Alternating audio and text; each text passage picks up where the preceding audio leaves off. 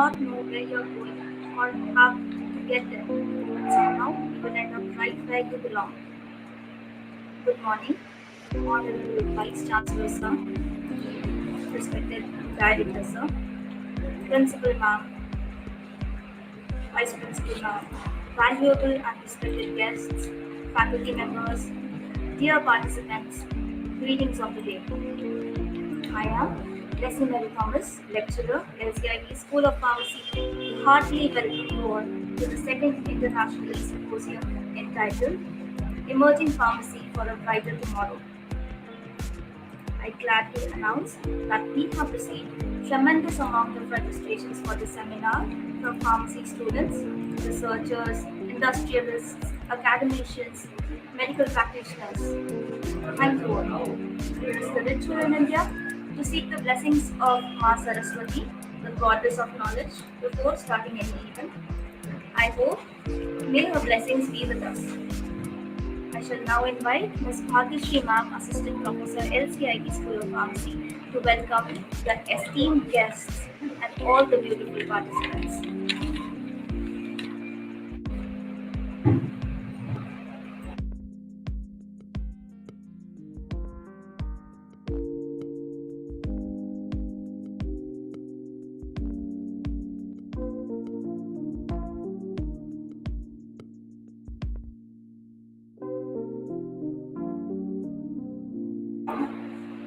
Good morning, everyone. I am Bhagyashree Agrawal, Assistant Professor, LCIT School of Pharmacy, with due respect and regards, welcomes you all in our second International E-Symposium on theme Emerging Pharmacy for a Brighter Tomorrow. Firstly, I would like to welcome our Honorable Vice Chancellor, Sir, as the speaker, then our remaining honorable speakers for their valuable, precious time, our respected director, sir, who always find various ways to motivate us, our secretary, Mr. Upkar Rai, sir, for managing everything and providing us the necessities, our respected principal, ma'am, for guiding us a valuable path, then our vice principal, ma'am, for all her love and support. I would also like to welcome all the faculty members, all the attendees, all the non-teaching staff and the students, each and everyone who is listening, who is registering and making our program a successful event. Heartily welcome you all. I hope the topic Emerging Pharmacy for a Brighter Tomorrow will help you for developing a wide and diverse perspective regarding our future. On this note, I would like to reconnect Ms. Leslie Mary Thomas for conducting the event and making it a successful.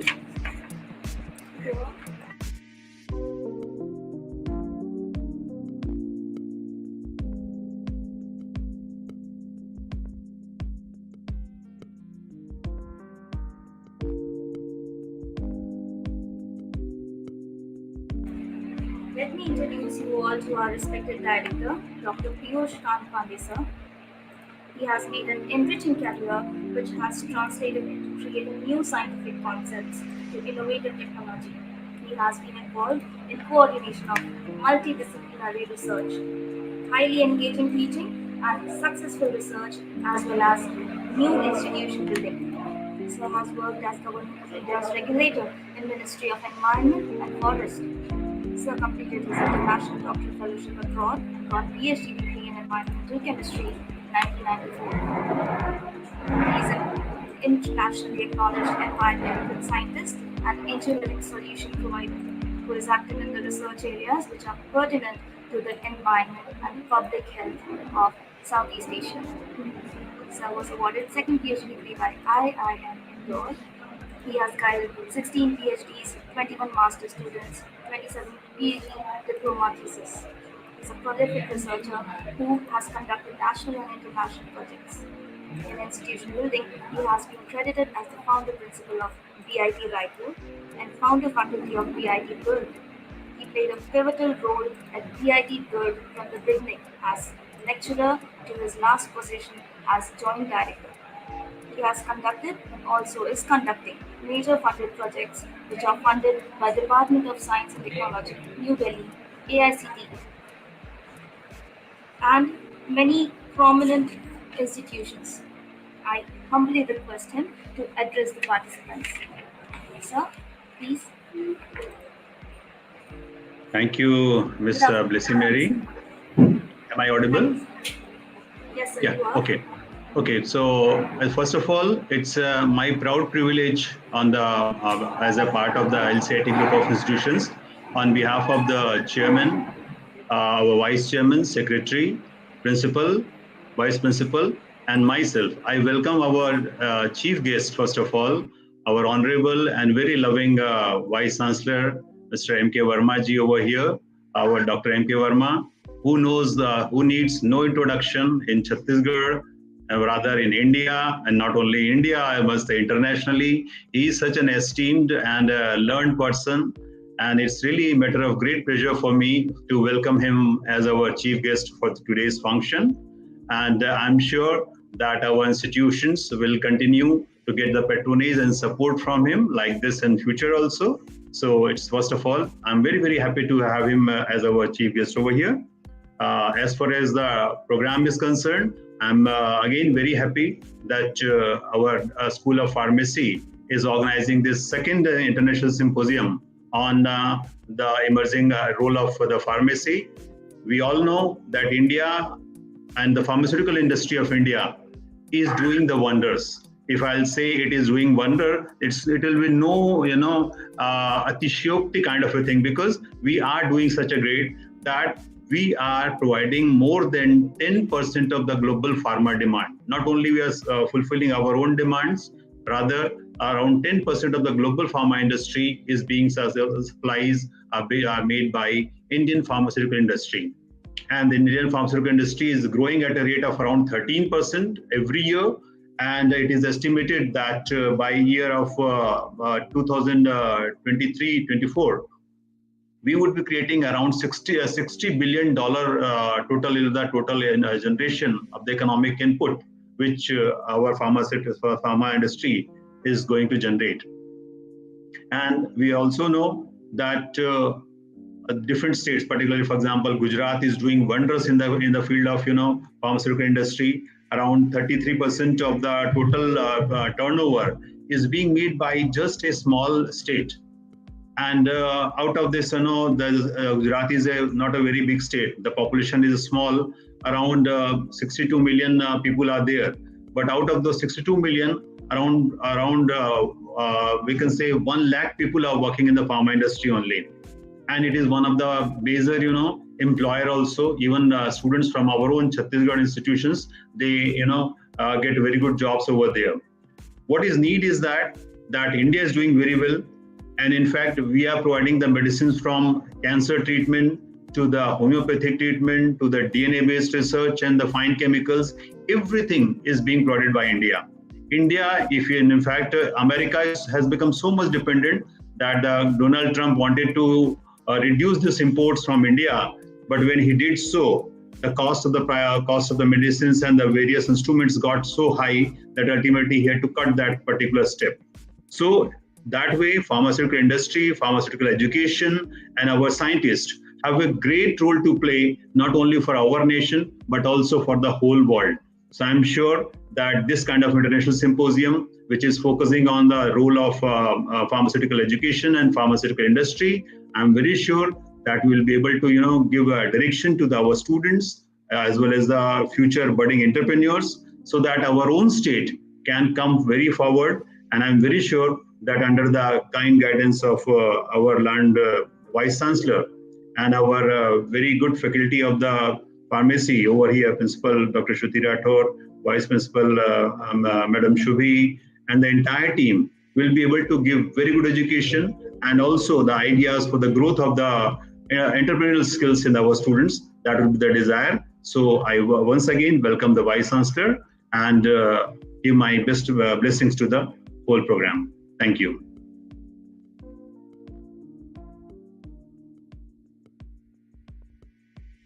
Over to you, Blessy. Thank you, sir. Rightly said. Now about our next speaker, our beloved, respected principal, Dr. Shruti Rathod ma'am, a motivated and talented professor driven to inspire students to pursue academic and personal experience. She has consistently strived to create a challenging and engaging learning environment in which students become lifelong scholars and learners. She has an exceptional track record of research success with multiple published articles. She never fails to motivate her staff and students for the betterment of the pharmacy profession by organizing many skill personality development programs, conferences, and seminars. Dr. Mrs. Shruti Rathod ma'am had an exceptional academic record. She is a GATE qualified M.Pharm gold medalist and PhD from Guru Ghasidas Vishwavidyalaya, Bilaspur, and MBA from IGNOU, Delhi. She has around 18 years of administrative teaching and research experience. Her prime research area includes designing controlled and novel drug delivery system using herbal drugs. She has been awarded with Outstanding Women Award in Health and Medical Science in category of Venus International Women Award, BIMA 19 by Venus International Foundation in 2019. She was awarded with many accolades for presenting posters and conducting seminars in various platforms. I humbly call upon dear Principal Ma'am to welcome our Chief Guest, Honorable Chief Guest. Please. Thank you, Jessica, for such a nice introduction. आज भी Good morning, ma'am. गौरवान्वित feel कर रही हूँ good morning आज भी बहुत ही हर्ष और गौरवान्वित फील कर रही हूँ कि आज मुझे हमारे vice chancellor sir doctor M.K. Verma sir का परिचय देने का सौभाग्य प्राप्त हुआ है। आज के प्रोग्राम के मुख्य अतिथि माननीय डॉक्टर M.K. वर्मा सर अपनी लंबी शैक्षिक यात्रा के दौरान शुरू से ही मेधावी विद्वान छात्र रहे हैं। प्रारंभिक स्कूली शिक्षा से लेकर उच्चतर कॉलेज शिक्षा एवं विश्वविद्यालयीन शिक्षा तक उन्होंने सदैव मेरिट स्कॉलरशिप प्राप्त की है। उनकी इस शैक्षिक यात्रा में डॉक्टर वर्मा सर को कई पुरस्कार और प्रशंसा पत्रों से पुरस्कृत किया गया है। आपके शैक्षिक कैरियर के विषय में मैं बताना चाहूंगी कि आप प्रतिष्ठित MACT भोपाल, अब मैनिक भोपाल के नाम से जाना जाता है, के इंजीनियरिंग स्नातक रहे हैं। आपने अपने MTech की डिग्री भी इसी कॉलेज से प्राप्त की है। आपने MTech कोर्स के दौरान टरबाइन के कार्य प्रदर्शन में सुधार के लिए एवं वास्तविक इंजीनियरिंग समस्या पर प्रतिष्ठित संस्थान BHEL धेर जिसे हम कहते हैं के लिए कार्य किया है तथा अपने उस शोध कार्य के लिए आपको स्वर्ण पदक पुरस्कार प्राप्त हुआ है। अपने छात्र जीवन में भी आपने कई अकल्पनीय उपलब्धियां प्राप्त की हैं जो कि इंजीनियरिंग एवं वैज्ञानिकों को कई वर्षों के कार्य के बाद प्राप्त होती हैं। आपकी MTech थीसिस को कई पुरस्कार प्राप्त हुए हैं। आपकी थीसिस को सर्वश्रेष्ठ थीसिस पुरस्कार के लिए भी सम्मानित किया गया है। यदि मैं सर को प्राप्त सभी पुरस्कारों की सूची यहाँ पर गिनाऊं तो मेरे पास पर्याप्त समय नहीं होगा। उन्होंने नई अवधारणा जल संसाधन में अंतर्वाह की अवधारणा के साथ जल संसाधन विकास में अत्यधिक योगदान दिया है। जल ग्रहण क्षेत्र से शुद्ध अंतर्वाह की उनकी नई अवधारणा ने कई शोधकर्ताओं को इस नई अवधारणाओं का उपयोग करने के लिए प्रेरित किया है, जो कि वास्तविक जीवन में इंजीनियरिंग के अनुप्रयोग के लिए अत्यधिक उपयोगी है। सर, आप सर्वश्रेष्ठ अभियंता पुरस्कार से भी सम्मानित हैं। आप सर्वश्रेष्ठ शिक्षक पुरस्कार से भी सम्मानित हैं तथा इंस्टीट्यूशन ऑफ इंजीनियरिंग छत्तीसगढ़ राज्य अध्याय ने उन्हें इंजीनियरिंग के क्षेत्र में भी उनकी उपलब्धियों के लिए एक से अधिक बार सम्मानित किया है। उन्हें विभिन्न अंतरराष्ट्रीय सम्मेलनों में एक से अधिक बार सर्वश्रेष्ठ पेपर पुरस्कार भी प्राप्त हुए हैं। आपके अनुज साथीगण और वरिष्ठ जन आपको एक आदर्श शिक्षक के तथा आदर्श इंजीनियर के रूप में संबोधित करते रहे हैं। Doctor M.K. वर्मा एक पूर्ण इंजीनियरिंग शिक्षक पेशेवर हैं। उन्होंने कई PhD छात्रों का मार्गदर्शन किया है। कुलपति के मानद कार्य में व्यस्त होने के बावजूद वे अभी भी कई लोगों का मार्गदर्शन कर रहे हैं और वर्तमान में अपने अधीन 6 पीएचडी छात्रों का मार्गदर्शन कर रहे हैं। उनके मार्गदर्शन में कई विद्वानों ने थीसिस पूर्ण की है। उन्होंने 65 से अधिक एमटेक छात्रों का मार्गदर्शन किया है और 3 से ज्यादा बच्चों का मार्गदर्शन एमफिल के लिए किया है। आपके कार्यान्वयन और नेतृत्व में 2 बड़ी इंजीनियरिंग परियोजनाएं पूर्ण हुई हैं और 3 अन्य छोटी परियोजनाएं पहले ही पूरी हो चुकी हैं। आपके द्वारा प्रकाशित कुल शोध पत्र 250 से अधिक हैं और ये सभी शोध पत्र कई प्रतिष्ठित अंतरराष्ट्रीय पत्रिकाओं, अंतरराष्ट्रीय सम्मेलनों, राष्ट्रीय पत्रिकाओं और राष्ट्रीय सम्मेलनों में प्रकाशित हुए हैं। सर ने इंजीनियरिंग और विभिन्न विषयों पर विभिन्न प्रतिष्ठित प्रकाशनों में 10 पुस्तकें लिखी हैं और वो प्रकाशित भी हुई हैं। उन्होंने अपने शिक्षण करियर के दौरान विभिन्न प्रयोगशालाओं के लिए 6 प्रयोगशाला नियमावली विकसित की है। सर, आपको एक पेटेंट भी प्राप्त हुआ है तथा 3 और पेटेंट प्रक्रियाधीन हैं। उन्होंने विभिन्न शिक्षा प्रणालियों के बारे में सीखने और प्रशिक्षण देने और प्रशिक्षण लेने के लिए कई देशों का भ्रमण किया है, जैसे Canada, Taiwan, Hong Kong, Malaysia, Dubai, America इत्यादि। उन्होंने 3 बार चीन का दौरा भी किया है। इसलिए आपके पास अन्य देशों की उन्नत तकनीकों का विकास करने के बारे में व्यापक अनुभव है। आप एनआईटी रायपुर के सिविल इंजीनियरिंग विभाग में एक प्रोफेसर रहे हैं। आपने एनआईटी रायपुर में एचओडी सिविल इंजीनियरिंग के अपने कार्यकाल के दौरान बेहद व्यवहारिक कार्यों को छात्र हित तथा संस्था हित में पूर्ण किया है। सर ने पेशेवरों के लिए 150 से अधिक प्रशिक्षण कार्यक्रम विकसित एवं लागू किए हैं। सीसी के तहत इन प्रशिक्षण कार्यक्रमों से उन्होंने अपने संस्थान को लगभग 50 लाख रुपयों से अधिक की राशि प्रदान करवाई है। आप अपने परामर्श और सेवाओं के कारण एक सफल इंजीनियर रहे हैं। सर, एनआईटी रायपुर में अपने कार्यकाल के दौरान सर ने संस्थान को 4 करोड़ रुपए का आंशिक राशि का लाभ करवाया है। मुझे लगता है अपने वेतन से कहीं अधिक का राशि का लाभ सर ने एनआईटी रायपुर को करवाया है और जो कि स्वमेव में ही अपने कार्य तथा संस्था के प्रति समर्पण को दर्शाता है।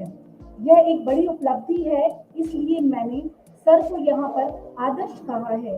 हम सभी को सर को फॉलो करना चाहिए ताकि हम सब अब उन्हें आत्मसात करें और हम सभी उनके पद चिन्हों पर चलें। हम सभी जानते हैं कि वे कुलपति और वास्तव में जब वे कुलपति बने तो कुछ महीनों के भीतर ही वे सीएसवीटीयू के लिए एक नई ऊर्जा, एक नया उत्साह और एक नई दिशा और एक नई दृष्टि लेकर आए।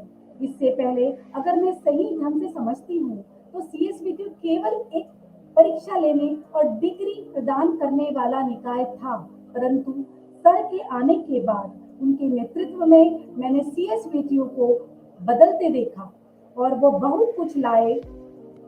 आप सभी प्रणालियों को उन्होंने परिवर्तित किया, जिसे आप पहल भी कह सकते हैं, चाहे वो परीक्षा प्रणाली हो या ऑनलाइन उत्तर पुस्तिका की जांच हो, ऑनलाइन परीक्षा परिणाम घोषित करना इत्यादि। अपने प्रयास से उन्होंने सीएसवीटीयू के लिए अंतरराष्ट्रीय पत्रिका शुरू की है। उन्होंने 7 से अधिक पीजी कोर्सेज की स्थापना की है। अपने 2 नए डिग्री कोर्स तथा 2 नए डिप्लोमा कोर्स भी यूनिवर्सिटी में शुरू किए हैं। अपने प्रयास से कंप्यूटर विज्ञान और डेटा विश्लेषण और एआई बहुत प्रासंगिक क्षेत्र में 2 बीटेक ऑनर्स प्रोग्राम वर्तमान में सीएसवीटीयू में प्रारंभ कराए हैं।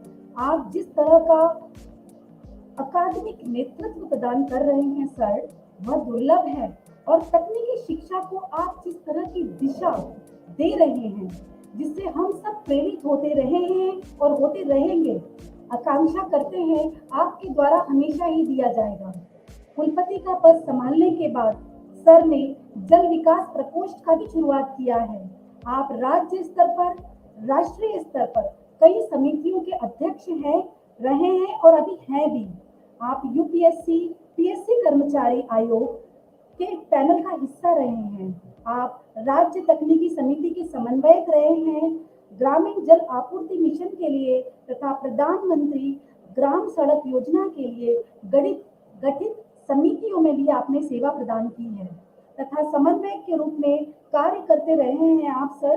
राज्य विज्ञान और प्रौद्योगिकी समिति के भी आप समन्वयक हैं। आप एनआईटी रायपुर में सी कॉस्ट सेल के भी समन्वयक हैं। आप छत्तीसगढ़ ग्रंथ अकादमी के 2 साल के लिए भी अध्यक्ष रहे हैं। तो यह एक अनोखी बात है और सुखद आश्चर्य है कि आपका न केवल सिविल इंजीनियरिंग में अन्यथा दूसरे क्षेत्रों में भी योगदान रहा है, जैसे कि प्रबंधन, मानव विज्ञान और लिटरेचर का भी आपको वृहत ज्ञान है। आपने एनआईटी रायपुर में भारत सरकार की जैव प्रौद्योगिकी विभाग के जैव सूचना विज्ञान पर परियोजना को भी पूर्ण किया है सर। आपने कुछ अद्भुत काम किए हैं जिनकी पूरे भारत में सराहना हो रही है और हुई है, जिसमें जैव सूचना विभाग विज्ञान की उक्त परियोजना भी शामिल है। आपकी एंथ्रोपोलॉजी में भी बहुत गहन रुचि है सर। आप बहुत मनोरंजक, बहुत ज्ञानवर्धक और ज्ञानपूर्ण चर्चा इतिहास पर भी करते हैं सर। कृषि इंजीनियरिंग और समाज शास्त्र में भी महारत रखते हैं। सर की विविध विषयों में रुचि और समय के साथ इन क्षेत्रों पर अपनी पकड़ यह साबित करती है कि सर आदर्श शिक्षक हैं। एआईसीटी के स्तर पर भी आप एआईसीटी में इतना अधिक योगदान दे रहे हैं सर। एआईसीटी की निरीक्षण समिति के भी आप अध्यक्ष हैं। एआईसीटी और एमबीए की प्रत्यायन समिति के भी अध्यक्ष हैं सर आप। और आपके ये जो सभी विषयों के ज्ञान के कारण ही सर आज इस प्लेटफॉर्म में आप फार्मेसी के साथ भी खड़े हैं। राष्ट्रीय प्रौद्योगिकी शिक्षण प्रशिक्षण के माध्यम से और राष्ट्रीय शिक्षा नीति 2020 के तहत कोर कमेटी के सदस्य भी हैं सर। आपके नेतृत्व में हिंदी भाषा में प्रौद्योगिकी पुस्तकों यानी इंजीनियरिंग की पुस्तकों, मैनेजमेंट की पुस्तकों का छात्र हित में प्रचलित किए जाने की जिम्मेदारी का भी आप कार्यान्वयन कर रहे हैं सर। सर आप कुशल नेतृत्व देने वाले निर्देशक हैं जिनमें अद्भुत नेतृत्व क्षमता है। आपके पास सामूहिक कार्य, टीम वर्क संपन्न करने में उत्कृष्टता है जो कोई भी हर किसी में नहीं होती है सर वो। और सर की टीम में उनके साथ काम करने वाला हर व्यक्ति यह फील करता है, यह महसूस करता है कि उनकी सर्वश्रेष्ठ क्षमता को आगे लाया जाएगा। इन्हीं शब्दों के साथ मैं सर का बहुत बहुत स्वागत करती हूँ हमारे 1 डे इंटरनेशनल सिम्पोजियम में। और सर के आशीर्वचनों के द्वारा सर हमें अनुग्रहित करें, ऐसा मैं सर से रिक्वेस्ट करती हूँ। Thank you very much, Madam Shruti, for your all kind words and somewhere introduction. Somewhere I felt that it is being exaggerated, but anyway. First of all, I would like to congratulate you and Director Sir for organizing this International E-Symposium 2022 on emerging pharmacy for a brighter tomorrow. Also, I would like to pay from the CSVTU and your organizing body to the experts who will be making and sharing their experience and knowledge with the participants, students and faculty members. Dr. Ahmad Ibrahim, his HOD, IRO, Trisk International University, Iraq. Dr. Alpana Ram, Associate Professor, GGU, Bilaspur. And Dr. Renu Yadava, Principal, IITM, IES University, Bhopal. This is a matter of pleasure for me. We are a part of this international E-Symposium, which is very relevant in the present as well as past and future.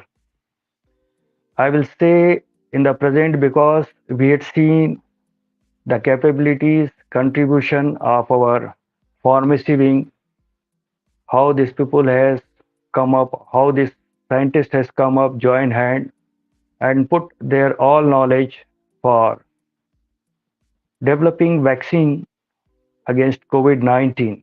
It was in record time and it was a matter of pride for the community of pharmacy that our country fellows, country scientists has developed first vaccine for COVID-19 and later on a series of vaccine for even child, adult, youth we had seen.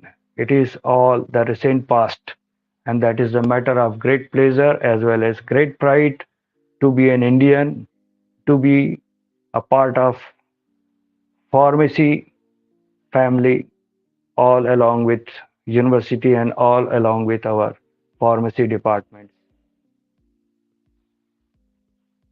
As far as pharmacy education is concerned in our state, it is getting a boom since last 2 3 years.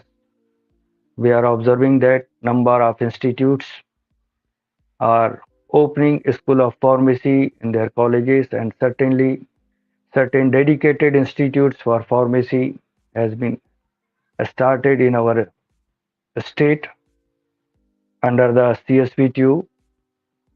Here also I would like to share some of my dreams and would like to draw personal attention of Dr. Shruti that she belongs to the drug designing that portion, that domain of pharmacy. Before that, I would like to acknowledge Dr. Piyush Kant Pandey. We had been working together long back 30 years and we know each other how we are working. He is really a dedicated director and I am sure that under his guidance, not only in the environment but in the field of pharmacy, your institute will grow and somewhere it will make a position for research and contribution in the coming times.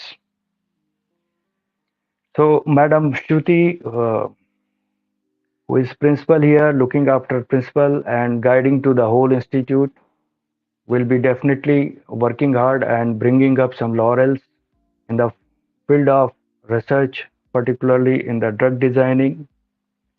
That is her domain as whatever I had understood.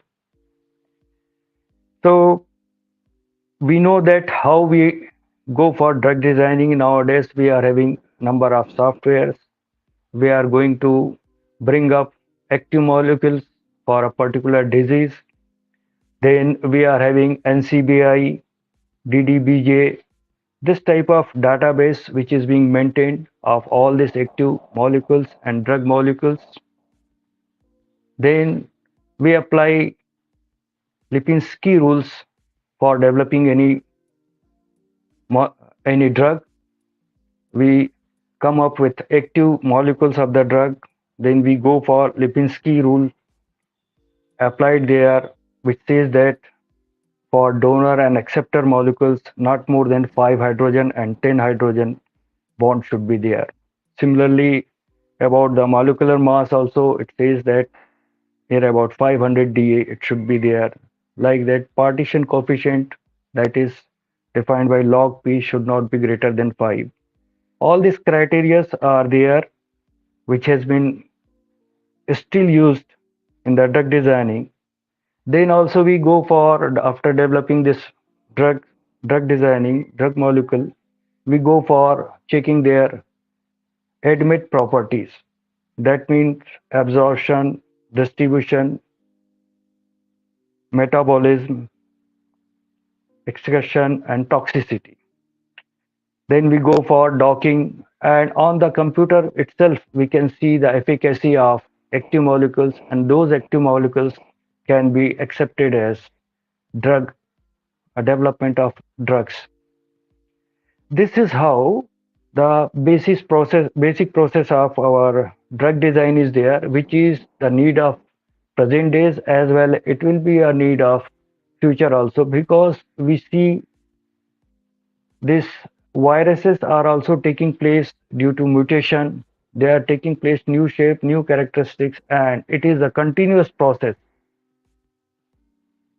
that we have to keep on developing our drugs and drug molecules.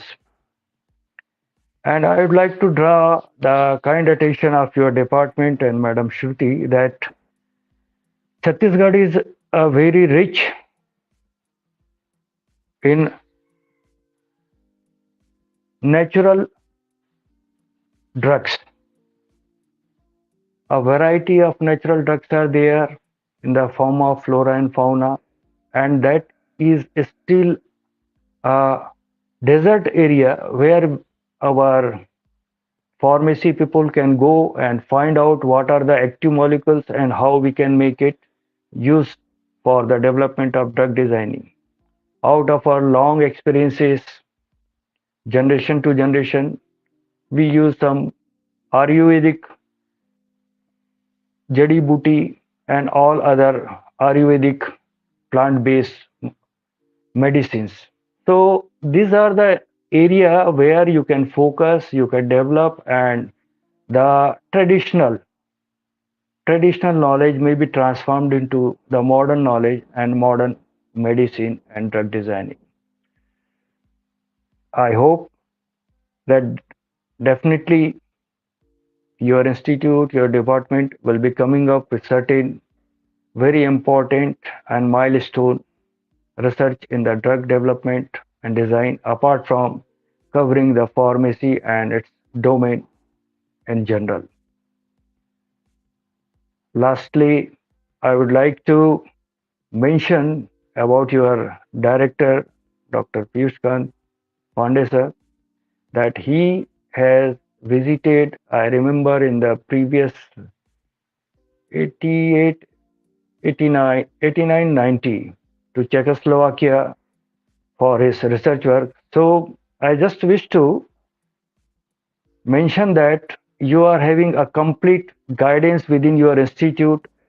Shruti madam is there, Dr. Pandey is there, his own experience and exposure to the international community for research is very wide and very rich.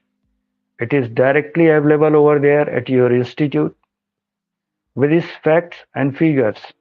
I hope that your institute and also the participants who are participating in this particular international symposium may have a connectivity and may get a positive feedback, a positive guidance in your research area.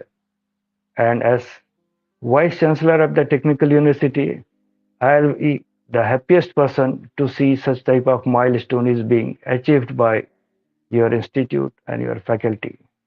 With the same wishes and with the same confidence, the things will be coming up in reality and a name of your institute and your researchers will be established in the domain of pharmacy. I extend my best wishes for success of this international symposium. Thank you very much for calling me here. Thank you very much. All the best to everybody.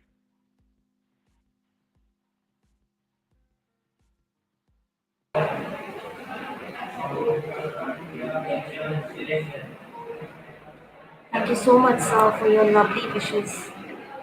We are so grateful to have met you and so glad that the students can see you and listen to you speak.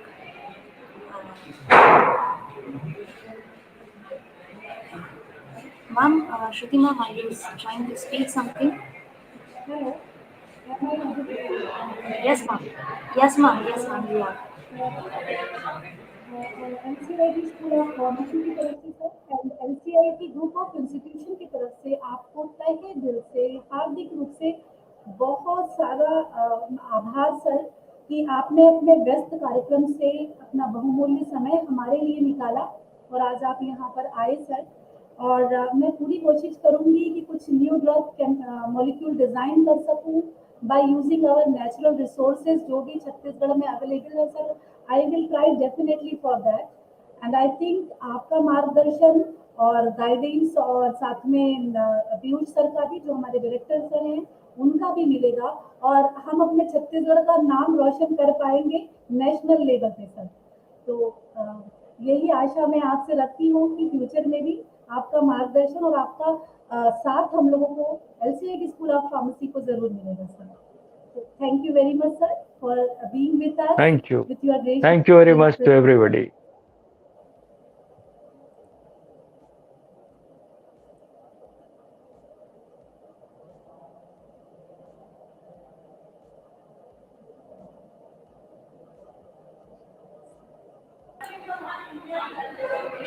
Thank you, ma'am.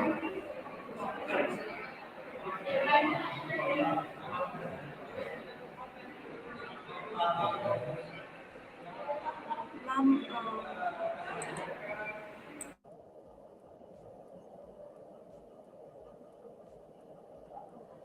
Hello, Jesse ma'am. yes, ma'am. Benjamin sir has joined us. Yes, ma'am. He is there. So shall I Uh, start with yes, introduction yes, or ma'am. He's there. He's there.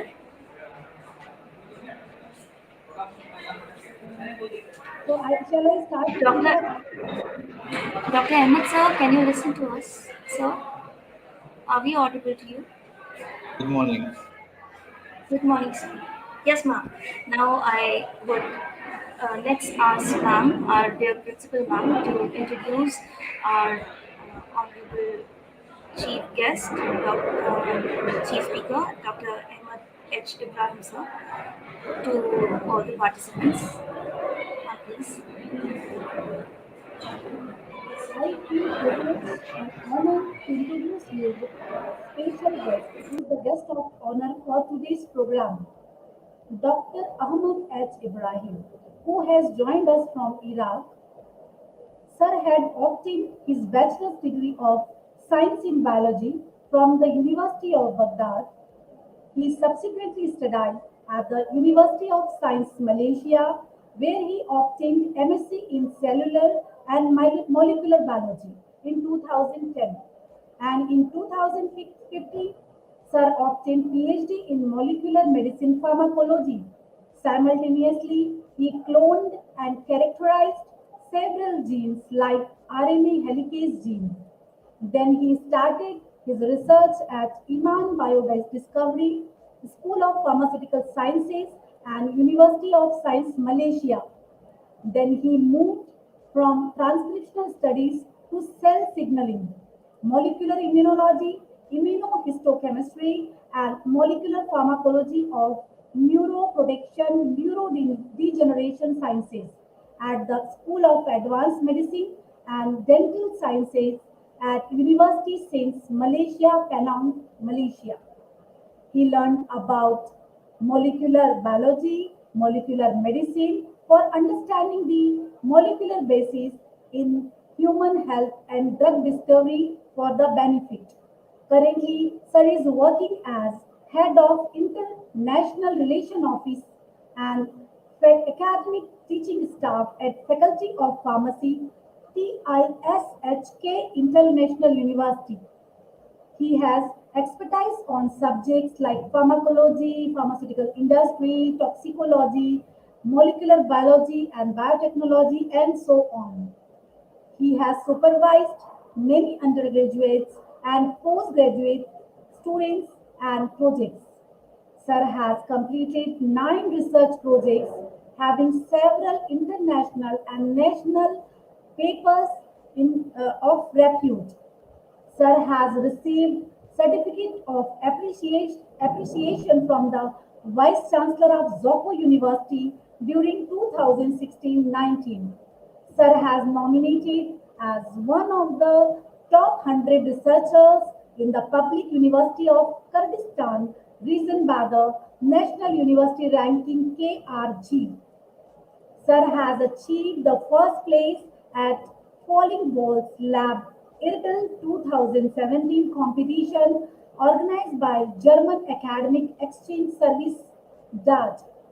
Sir has nominated for the finals in the Falling Balls Lab Berlin competition 2017 organized by the German Academic Exchange Service DAT.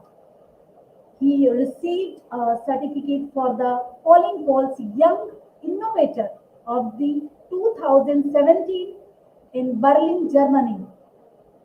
He received a certificate of achievement of completing the training of implementing entrepreneurship in higher education in Service Teacher Training 2019. He received certificate from the US Department of State of completing the course Teaching University of STEM course in English held in Baghdad, December 2018. Sir is having knowledge of handling various equipments like polymerase chain reaction machine, PLC, FTIR, HPLC, GCMS, and LSMS and NMR, and so on. There is a big list. Sir is having knowledge of handling various Sir has deputed with many roles like representative and member of various committees at international and national level. Today, Sir is dealing with the topic that has been awarded by the Nobel Prize in 2020 in field of chemistry. The great topic is CRISPR case 9, which is actually a gene editing technology in recent year. So, sir, we once again heartily welcome you to one day international symposium on topic emerging pharmacy for better tomorrow. Thank you very much, sir. Now it's over to you.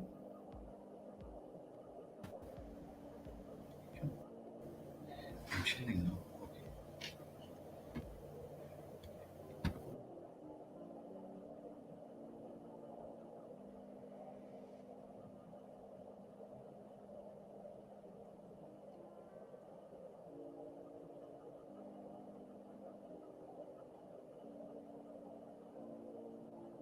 I don't know. Didn't ask.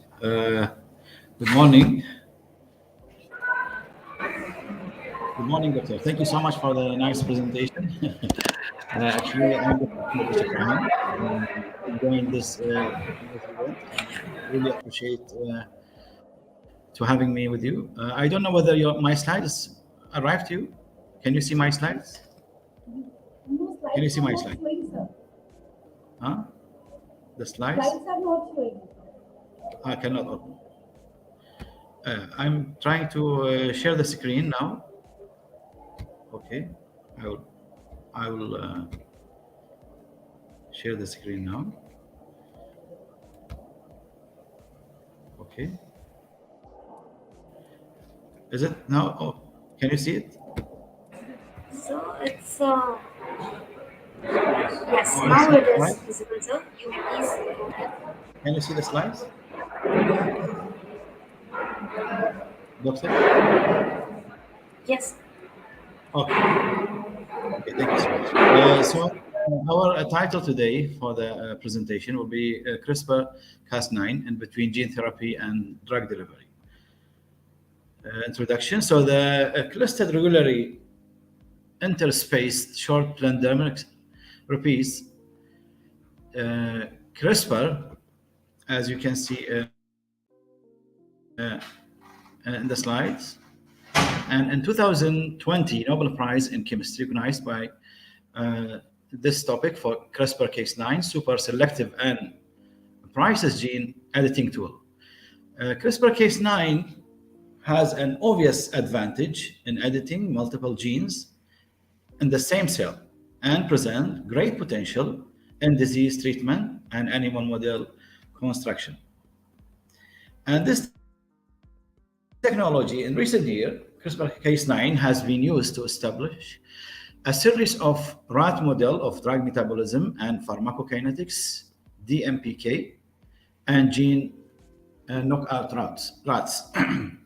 So you can see different things can be used, like drug metabolism, drug transport, drug toxicity, drug interaction, endogenous substances, metabolism, and physiology function as well. And if you come to these things in rat model are not only widely used in the study of drug metabolism, also on chemical toxicity and carcinogenicity, but also promote the study of DMPK related to mechanism and further strengthen the relationship between drug metabolism and pharmacology and toxicology. Also, the animal model disease of research, one of the most exciting application of CRISPR-Cas9 is the generation of animal model for the study of variety of diseases.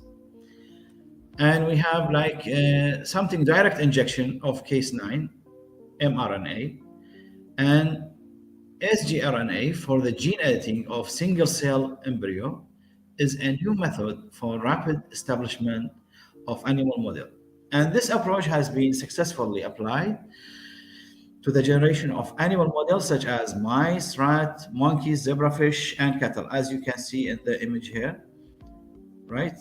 So you can see different animal models like zebrafish and rat, monkeys, and etc. While this animal model may be important in vivo model for diseases such as cancer, bone disease, immunodeficiency diseases, and many other inherited human disease. So a good example in establishment of animal model for tumor research was done in lung cancer by establishing a Cre-dependent Cas9 knock in mice. All right. And then a good example in the establishment of animal model for tumor research was done in lung cancer by establishing a Cre-dependent Cas9 knockout in mice, and a prominent example in the study of cardiovascular diseases. And it is the generation of transgenic mice with severe heart failure by using sgRNA targeting the MYH6 locus of cardiomyopathy. Furthermore, the CRISPR-Cas9 system has also been used to establish animal model of infectious diseases like human immunodeficiency virus, HIV, and human papilloma virus, HPV, and chronic hepatitis B virus, HPV. So as we see here in this model, we can see the Cas9, okay, by using Cas9, we can make a gene knockout replacement, and also we can modifying, including the N case and ND case, and then we start to have base editing of point of mutation. So in cardiovascular diseases, in ocular diseases, also in mitochondria or metabolic diseases, cancer, and viral infection, liver, and other genetic diseases as well can be used in addition to the brain neurodegenerative disorder and lung disease. Okay, and the CRISPR-Cas9 system is a powerful genetic engineering tool, provide an effective method for DMPK and drug-drug interaction (DDI) research. And now CRISPR-Cas9 system enable scientists to generate more reliable and predictable animal model of ADMET in vivo. So this system has been applied to the study of drug metabolism genes, drug transporter, nuclear receptors, and ADMET gene regulator and elements. And then it's apart from diseases model, like CRISPR-Cas9 system is also widely used for the generation of DMPK related animal models. And the DMPK mainly study the absorption, distribution, metabolism, extraction, and toxicity of drug. So it is necessary to understand the property of ADMET for drug discovery and development. So in this case, we will know how much the safety and the toxicity of the drugs and the absorption for that. And if we come, what is CRISPR? So it's a segment of DNA containing short repetition of base sequence sequences involved in the defense mechanism of prokaryotic organism to virus. So when there is a virus attacking the bacteria, so the bacteria will start to produce the CRISPR. And it is a genetic engineering tool that uses a CRISPR sequence of DNA and its associated protein to edit the base pair of the gene. So we can see here in the CRISPR will start and to be make the case 9 enzyme, and this is the guide RNA. Then we'll start the cleavage. Then it's going to repair the place that having the mutation or the problem again. So where did this technology come from? How does it work? How is it used? So CRISPR, the term CRISPR stands for cluster of regulatory interspaced short palindromic repeats and describe a region of DNA made up of short and repeat sequence with so-called spacer sandwiched between each repeat. So this is the diagram. We can see the new spacer generation. Okay, and this is the case, right? Then these are the repeat we are talking about. Case with the repeat, spacer, spacer, repeat, spacer. This will having a CRISPR case combination, and then we'll come to the place that we need to modify, and then coming to have the complex with the RNA, then we'll make the new degeneration. So cluster regulatory interspaced short palindromic repeat, as you can see here, these are the repeats and these are the spacer in between them, and then we will have by using kind of bacteriophage. And when the cluster regulatory interspaced short palindromic repeat, as example here, the phage will attack the bacteria. So the phage gene will be here, will be cut it as a way of defense by this kind of system we call it CRISPR region. Then the phage will having CRISPR RNA, the phage gene. All right. Then we will see the CRISPR region will started and transcription will be happen. And then again, so we will having the phage will have CRISPR RNA in this case, and then will stop his replication and stop sending its RNA. So when we are talking about repeats in the genetic code, we are talking about the ordering of range within the spiral ladder of DNA molecule, and each ring containing 2 chemical bases bound together. So a base called adenine, A, link up to another called thymine and T, and the base guanine, G, pair with the cytosine, right? So this is the DNA, as everyone knows. I think everyone have studied that before. So we have like the thymine, T, adenine, A, cytosine, C, then the guanine is G, and as we can see them here in the DNA structure. And how this starts in Max Planck Institute, CRISPR region, these bases appear in the same order several times, and these repeat segment, they form what's known as palindromic sequence, according to the Max Planck Institute in Germany. So, for example, super simple palindromic sequence might look like this side 1, GATC, right? Then the side 2 will be CTAG. So this is we call it the complementary. This is the two way. We have GATC, then the other way will be CTAG. So short palindromic repeat appear through CRISPR region of DNA, with each repeat bookended by spacer. So cluster regulatory interspaced short palindromic repeat, CRISPR, these are the spacer that we can see it on the DNA. So the bacteria swap such spacer from virus that have attacked them, meaning they incorporate a bit of viral DNA into their own genome, right? So this is the virus will start to attack and put its sequence DNA, and then will order the bacteria to do whatever it wants. So it will make like replacement and expression.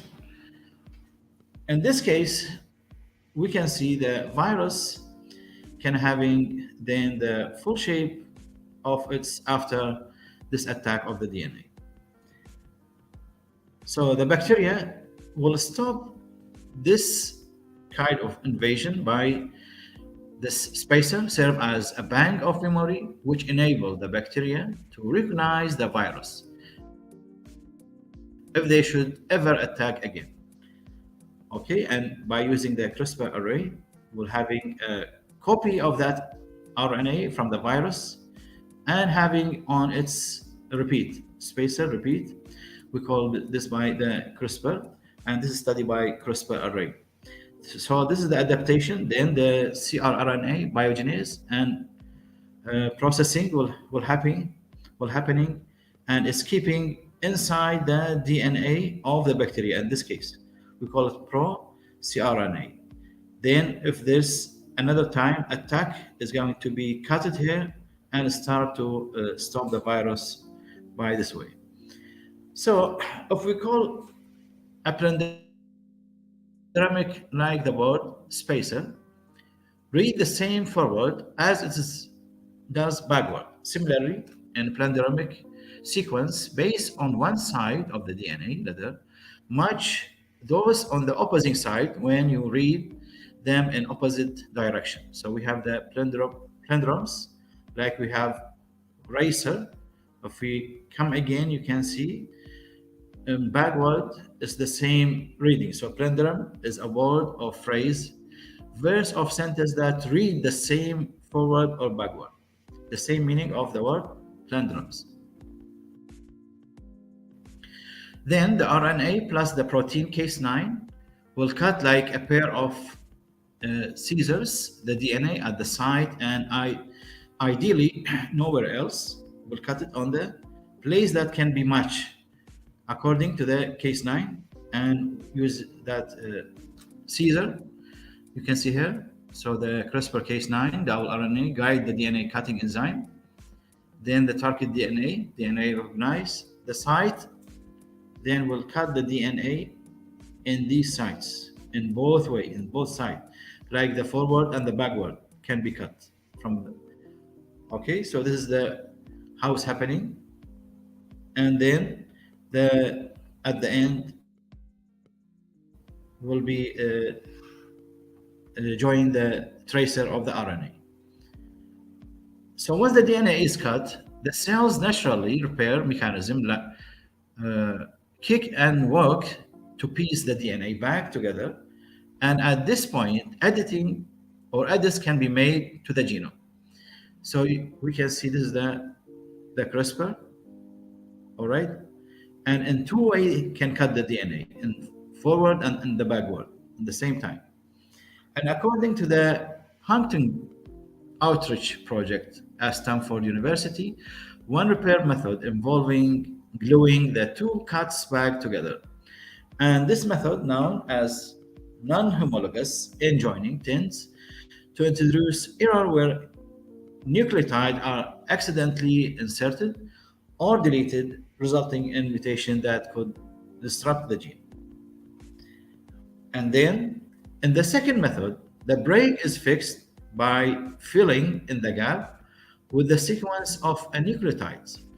In order to do so, the cells use a short strain of the DNA as a template, and then the scientists can supply the DNA template of their choosing, thereby writing in any gene they want or correcting a mutation.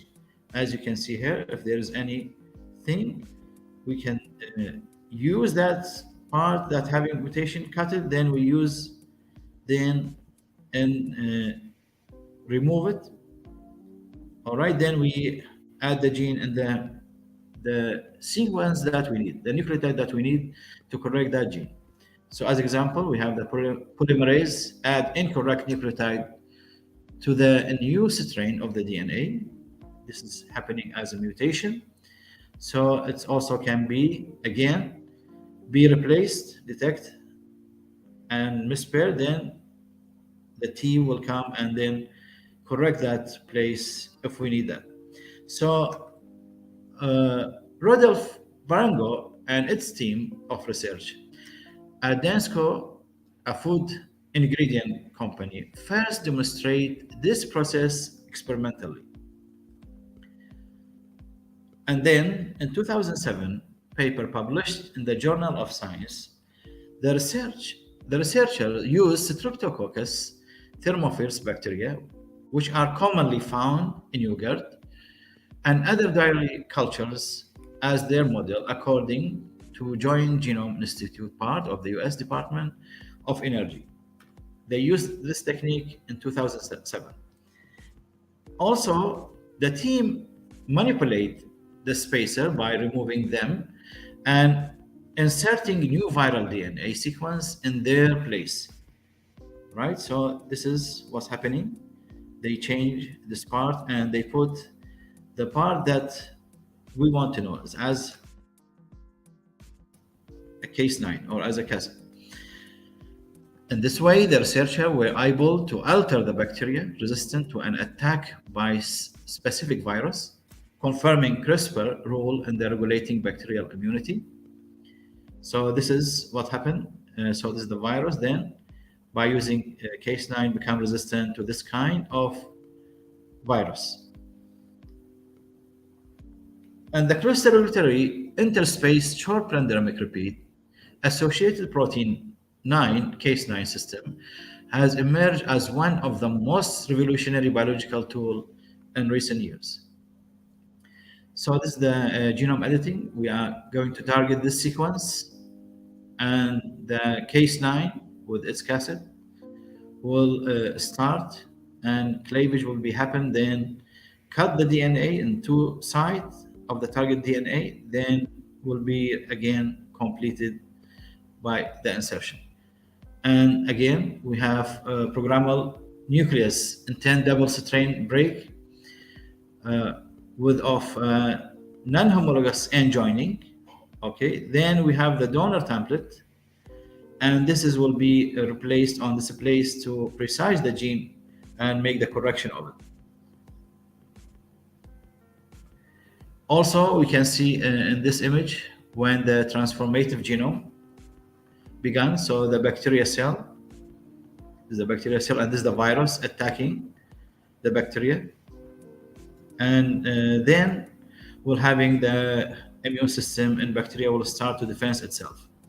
So this is the virus as example.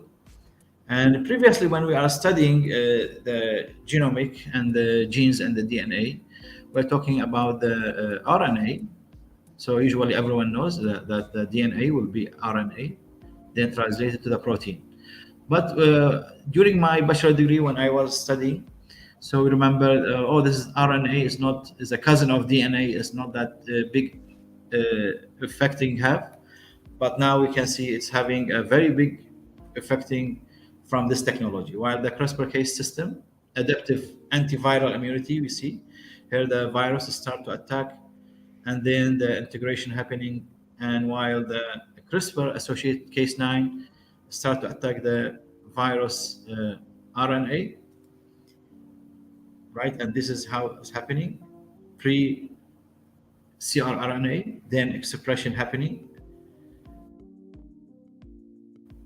Okay, and then the virus will try to control. By in this technology, we can stop the virus from attacking the bacteria. So what will happening? Adaptation first. Adaptation. This is the ladder of the CRISPR-Cas9, right? And these are the spacers, and these are the repeats, right? Then expression happening for the pre-cRNA, and then interference and affecting the virus and cutting its RNA.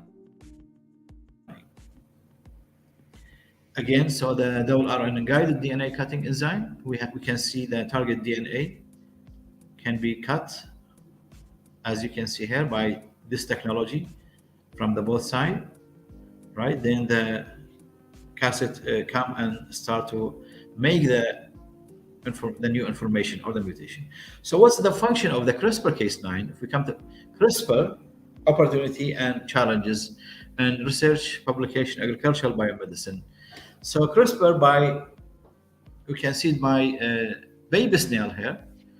So the scientists discovered the gene that controls shell coiling direction.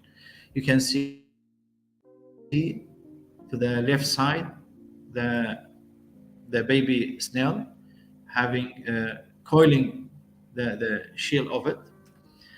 So when the scientists discover that, so they arrange from the left to the right side in opposite way. They produce a new snail having new shell from the right side to the left side, as you can see in this image in 2019.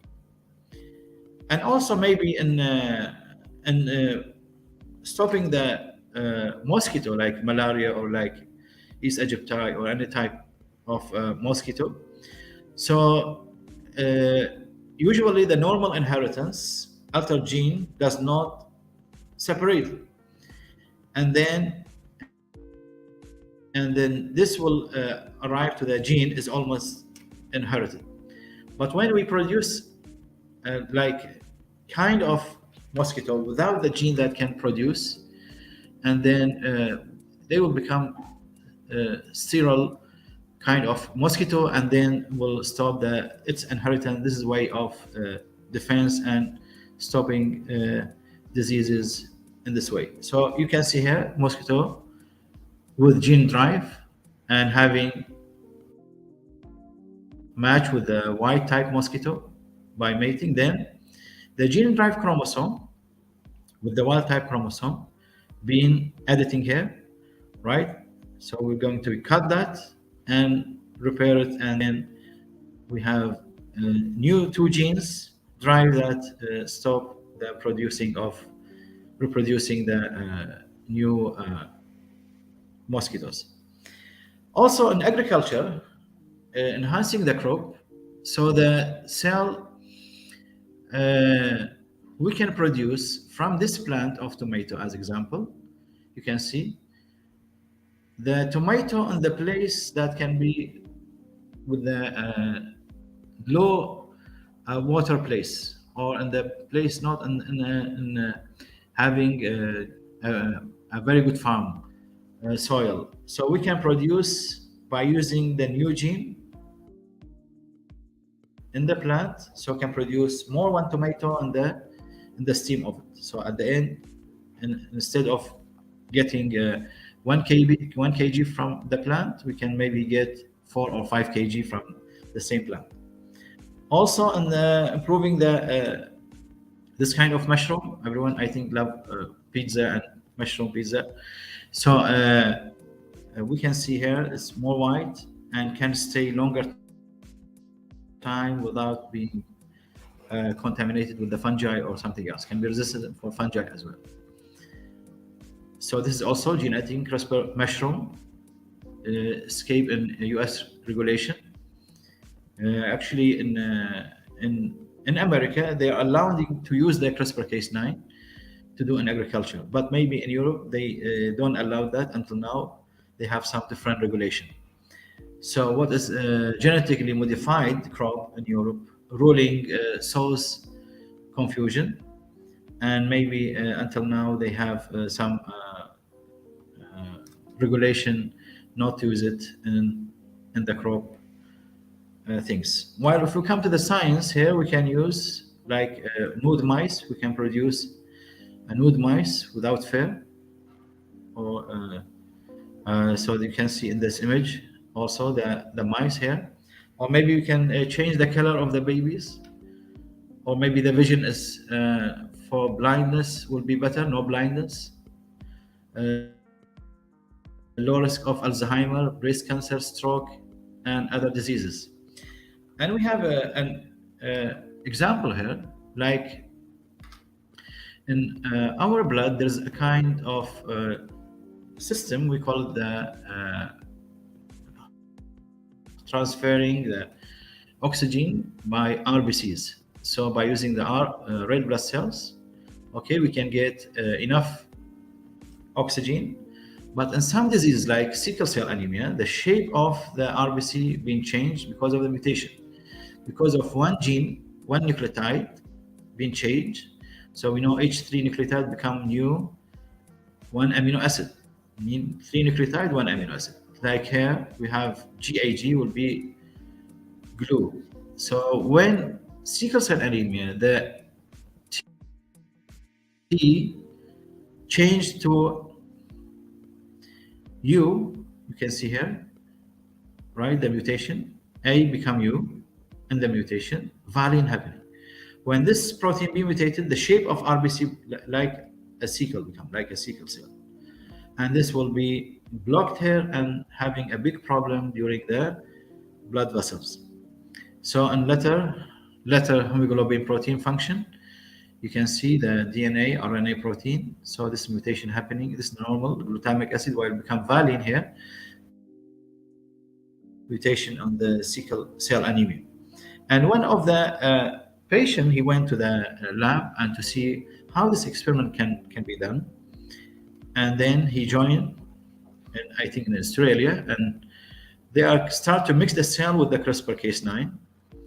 And the scientist here and the team explaining for him, once it is into the cell,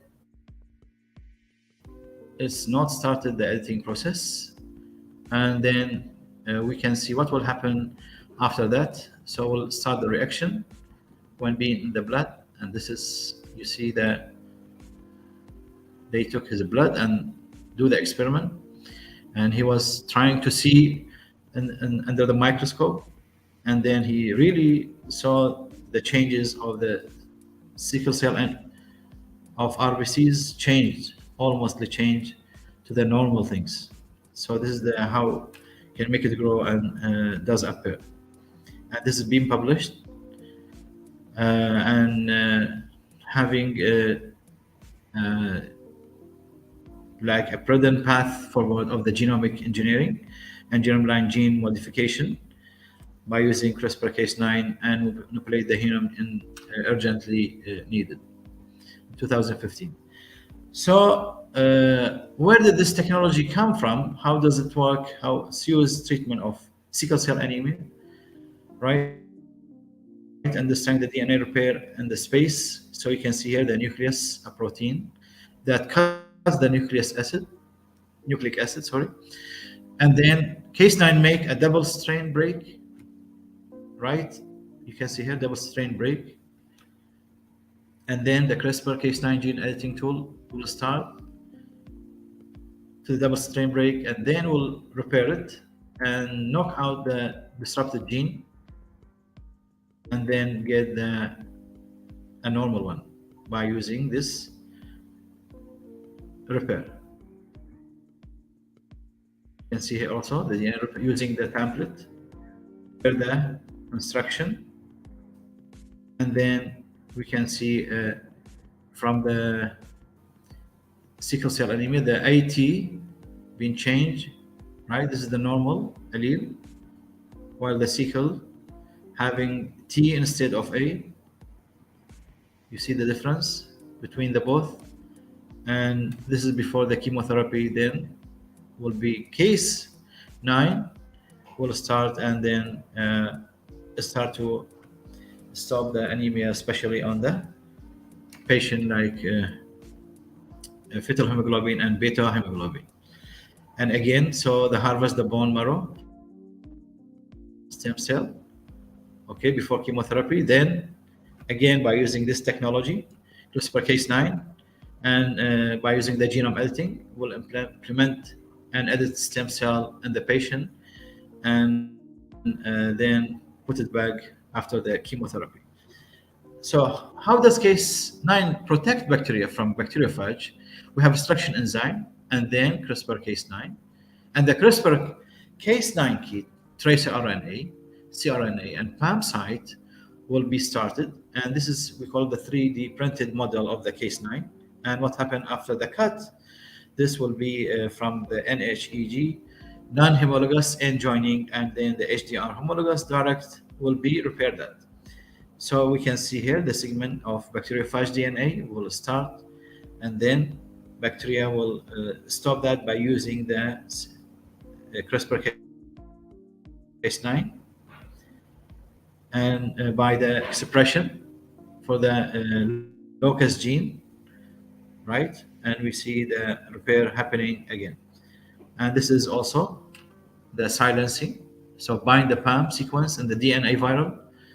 Okay, then separate the strain of the DNA for the viral, then integrate it with the viral DNA with the spacer sequence and cut the viral DNA. So this is the shape of the protein, of group of proteins, CRISPR Cas9, right? So what happened after the cut? So as the cell try to repair the damage, okay, so we have two options, either non-homologous end joining, error prone and gene knockout, or homologous direct repair requires homologous donor DNA gene replacement. So neither outcome warrant the use of the word editing. And thank you so much.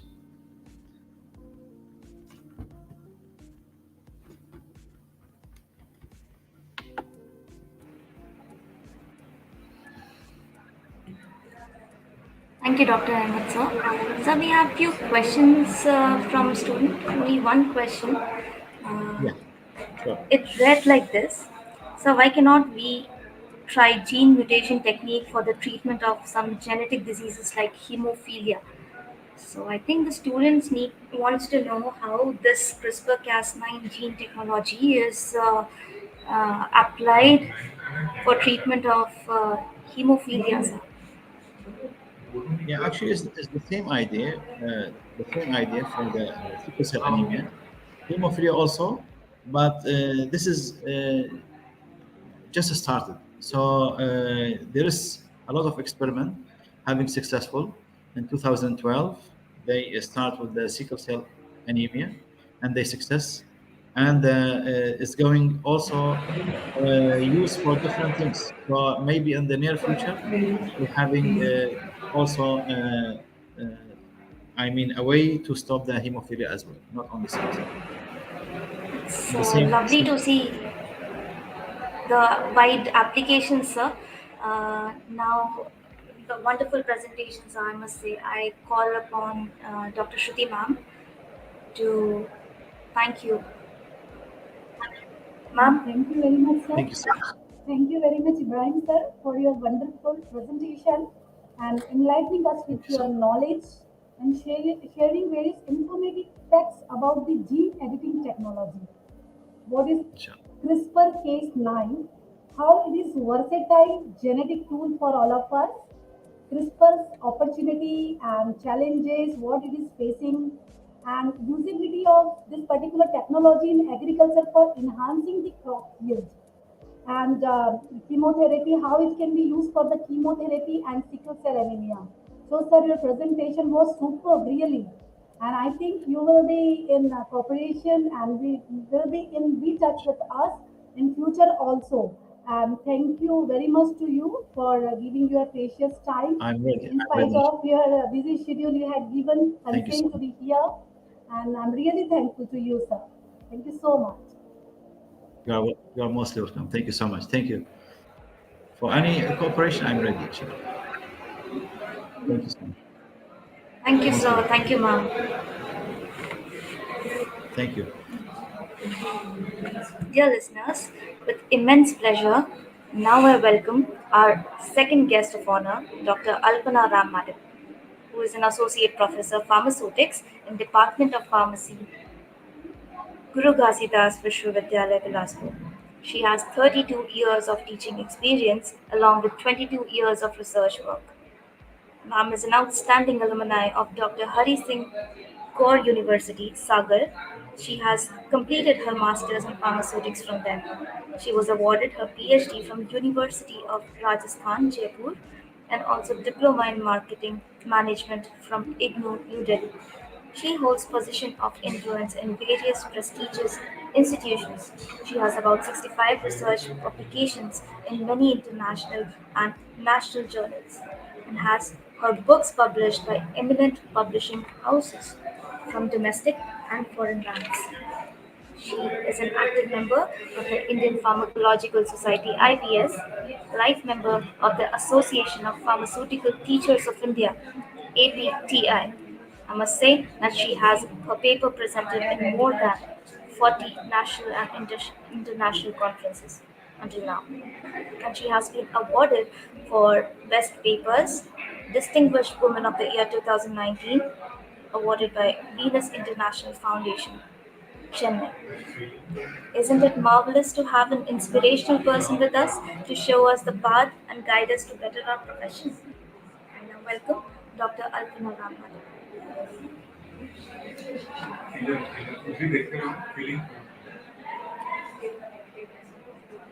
I I wish that all the students might be attending the webinar diligently. Thank you guys for staying with us. It's so wonderful to see your lovely comments here.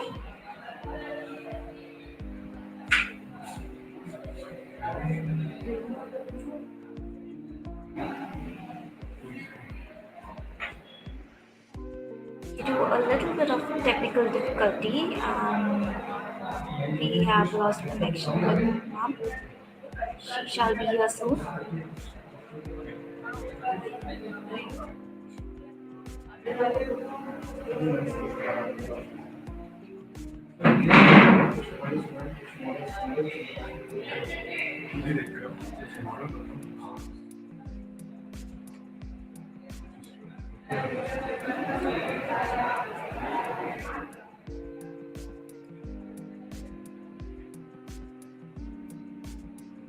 Guys, in today's healthcare ecosystem, the pharmacist is a trusted, critical, and often underutilized resource.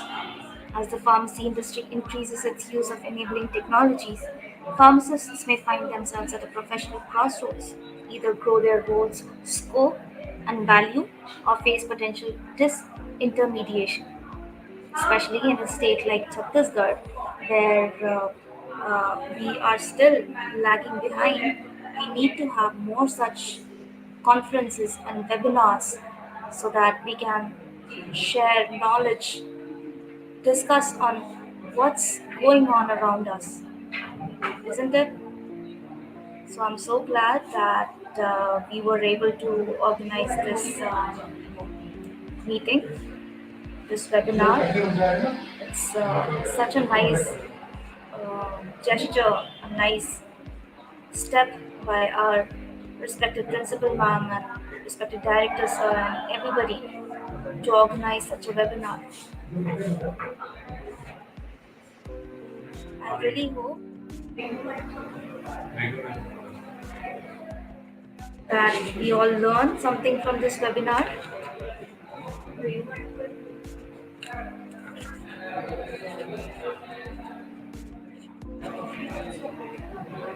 Guys, due to a little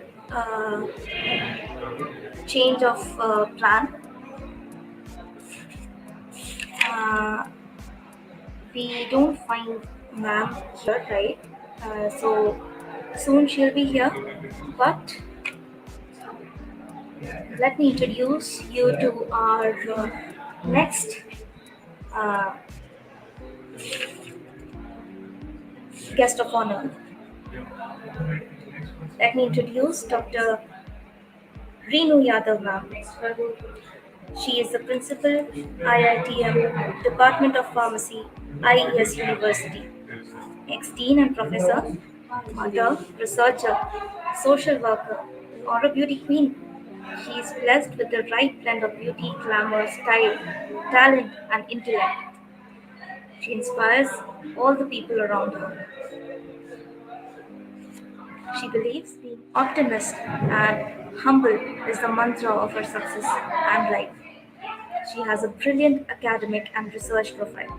Dr. Professor Renu is a leading scientist and academician who is working in healthcare and pharmaceutical field from last 14 years.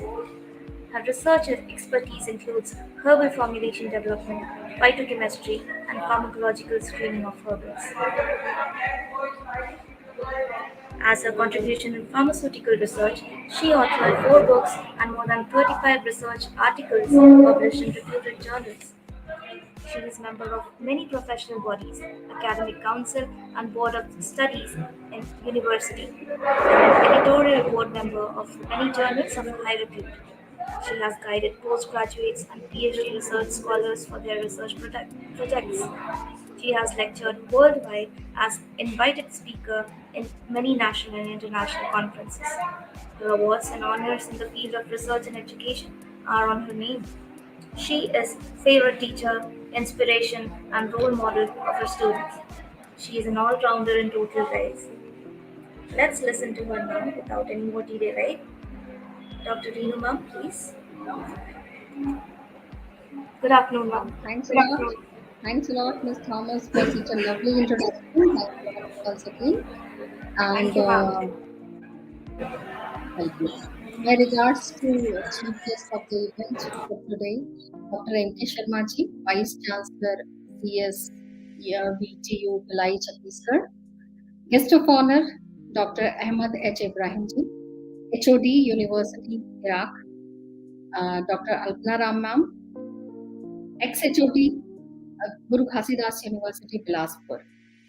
And my respected senior, Dr. Shruti Rathore ma'am. I'm really very thankful to her that she has again invited me in this international webinar and giving me an opportunity to address you all on the occasion of this International Women's Week. So, starting with my topic for today, basically, I'm going to divide my whole topic into 2 parts. First one, the pharmacy, it's about the pharmacy profession, and it is totally based upon the thing pharmacy. It's even more than you can imagine today. And the second part will cover that position, or you can say status of a women or a pharma profession in the world. So first of all, I request the technical team to kindly share my slides.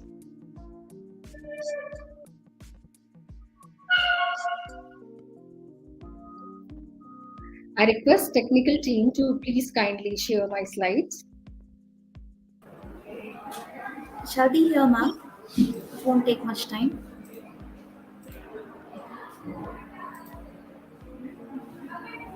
Yes, ma'am. Are you able to see it? Thanks a lot. Thank you. So first of all, I'm Dr. Renu Yadava. I'm principal at IATM Department of Pharmacy, IS University, Bhopal. And with that, I was a formal Mrs. India 2019. And presently, I'm working as a social activist for the different fields like women empowerment and for different environmental issues. Next slide, please. So first of all, I will start my slides that nowadays I'm doing. I start all my slides with a thanking to all the pharmacists who have done the tremendous job in the COVID pandemic era. Because this is the actual moment when I got the opportunity to say thanks, because I personally felt that in this pandemic era, all the frontline corona warriors worked like anything, and they got a huge applause. But somewhere I feel we pharmacists, we worked hard, but मुझे ऐसा कहीं ना कहीं लगता है कि जो respect हमें मिलना चाहिए था या जो रिस्पेक्ट हम डिजर्व कर रहे थे उतना रिस्पेक्ट शायद हमें नहीं मिला, because we are the one जो फर्स्ट लाइन पेशेंट के साथ इंटरेक्शन में हम 24 आवर्स लोगों को मेडिसिन डिस्ट्रीब्यूट करने के लिए मेडिकल स्टोर पे अवेलेबल थे. We are the one who worked in the hospitals as well. We are the one who were teaching continuously to our students without stopping, without a single day delay in the form of our academicians.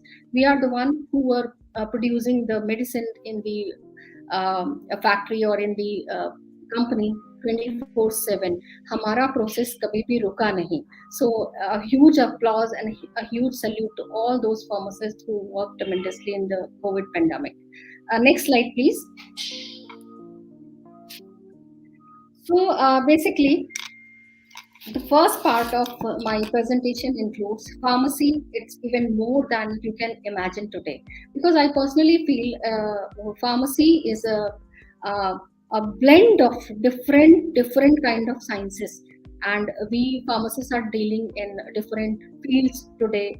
And जैसा कि पहले era में सोचा जाता था कि the work or the function of a pharmacist is to dispense the medicine only, but nowadays work of the medicine pharmacist is more versatile, and he or she needs actual the set of skills to perform their work tremendously and continuously. Now they are performing work like data analysis, drug therapy. They are performing the work of research.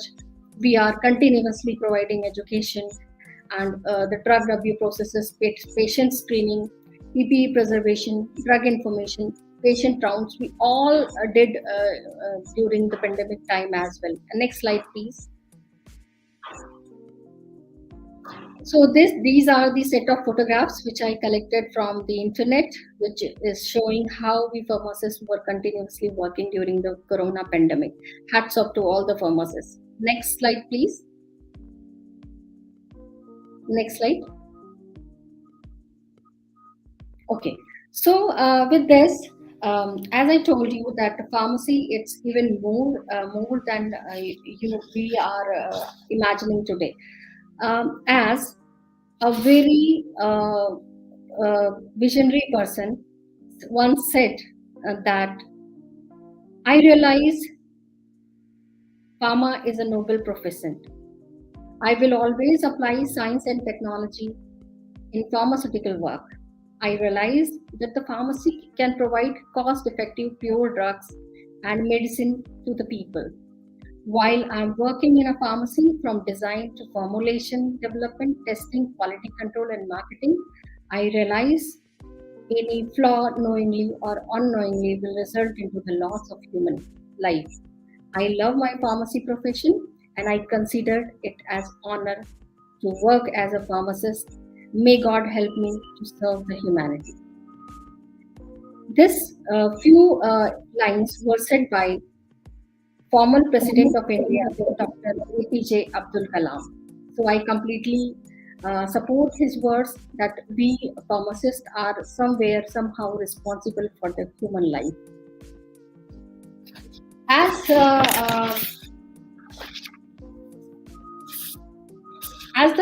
well as the history of pharmacy consider that we were previously supposed to compound the drug only. So the compounding means the preparation of the compounds into the drug products as per the practitioner and prescriptions drug order. But the growth of the pharmacy in India is like growing under exotic banyan tree. As our honorable chief guest of the event, Honorable Director Sir Piyush Pandey sir clearly said that India is doing wonderful job in the pharmacy field, and I completely agree with his sentence that India is going to be a world leader in the field of pharmacy nowadays, and we Indians are completely doing wonders in the same field. As per my knowledge, nowadays there are several job opportunities that are available in the as a pharmacist or in the pharmacy field, which includes pharmacy settings, work in the pharmacy settings like community, hospital, and different clinical pharmacies. With that, we are completely dedicated to our work in the academics, in the teaching and research, in clinical research, and in regulatory affairs as well. Our Most important role played by us is in industry, where we are looking after the work of production, quality assurance, R&D, quality control, packaging, regulatory, and sales and marketing work as well. So, with this, I can say that the work of a pharmacist is tremendous now. We are completely dedicated and working towards the in the different areas of the pharmacy, and few key that kind of efforts, somewhere I feel that kind of efforts we pharmacists are taking, we are putting, is going to make India the next pharma leader of the world. And few here I am going to share few key strengths of the Indian pharma or biotech industry, which is that we are having a strong R&D, we are having a strong production, QA, QC, and marketing base like infrastructure, processing, and manpower. We are rich in we are very much rich in the skilled manpower also. We are these qualities gives us the cost competitiveness. So our products are very cost effective also. We are having the world class pharmaceutical or biotech products nowadays, and we are also having the strong marketing and distribution network, an excellent center for the clinical trials we are having. We are the fastest growing healthcare industry, and we are having the with the rich biodiversity. We are having the highest approvals from US FDA, EDQM, MHRA, etc. We rank third in the world class account. We rank third in the world class accounts, 8% by the volume and 2% by the value. We are having the strong system of different systems of Indian system of medicines. Apart from that, this is because our pharmacists are playing many key roles in the pharma as well as biotech industries, like research and development. Research and development includes the drug discovery process, reverse engineering, formulation and process development, upscaling, stability and packaging development, production, quality control, quality assurance, and marketing. Uh, we as a pharmacist doing tremendous job in the regulatory affairs also. We are preparing, reviewing, communicating, submitting registration of the documents on the pharmaceuticals, and to regulatory agencies to get R&D documentation, QA and QC, marketing approval, and issues related to the patients. We are looking forward everything. We are also playing a key role in the community pharmacy. We are doing dispensing prescription of medicines to the public and ensuring that different treatment are compatible, and we also selling over the counter medicines also. So these are the basic areas in which our pharmacists are doing various important jobs, various important key roles. So I personally feel that the future of pharmacy is very bright here. With that, as I told you that as a pharmacist, we are doing a tremendous job. But somewhere I feel women in the pharmacy, as I want to share with you that we are organizing a specific women's week for the women in the pharmacy or women in the science and technology or in education. And there we are going to discuss few issues which we as a women in the field of science and technology are facing. Because there are certain issues we are facing, but no one want to talk or discuss about these issues. So my second part is covering all those issues, because as a pharmacist, as a pharma professionals, we all are doing good, and but somewhere we feel women in the pharmacy are facing few issues. So I'm here with a few issues, and I want to discuss those. So women in the pharmacy makes around 50% of population, and there is represent approx half of the labor force, and they are breadwinners of the 40% of the homes and control 70 to 80% of the purchasing and spending capabilities, and around 60% of B Pharm and M Pharm degrees holders are there, and 40% holds the post doctoral degrees also. Next slide, please.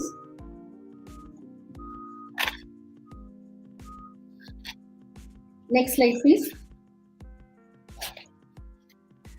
So, although we are playing a key role in different fields, but still, if we go to check the reality is somewhere different from the facts and figures about what I'm talking about. The reality, somewhere I feel that life, a woman is still on the invisible mode, because maybe this is due to some rational issues, or the issues related to the perception, or maybe depends upon the value of the value of the family, or the nation, or the culture of that particular place or nation which we belongs. Next slide, please. So it's a proven fact that there is a deeply unequal sharing of the burden of the adversities are there, because basically in the COVID pandemic time, I have observed that we females somewhere managing our whole houses without any help of a household, and those with those work we were managing our work also. So home plus work, we are managing our families.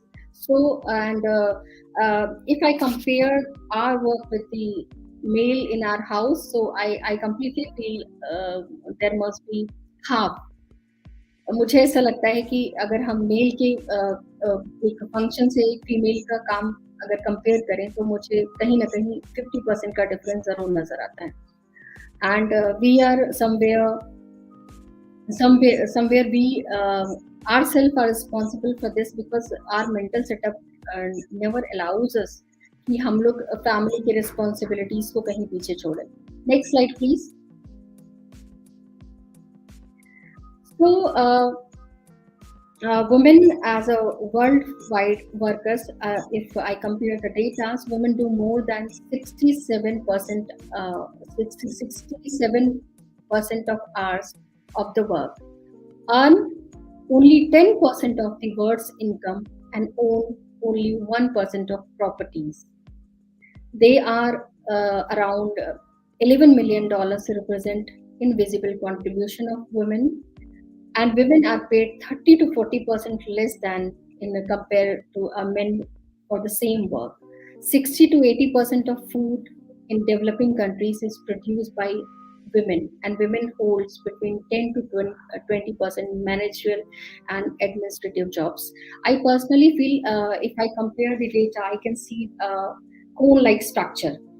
Why the cone-like structure? But because I can feel that if we talk the lower level, if you see the lower level of the work, you can get more and more females. If we go above in the hierarchy, at the middle level, we females are considered to be very good supportive staff.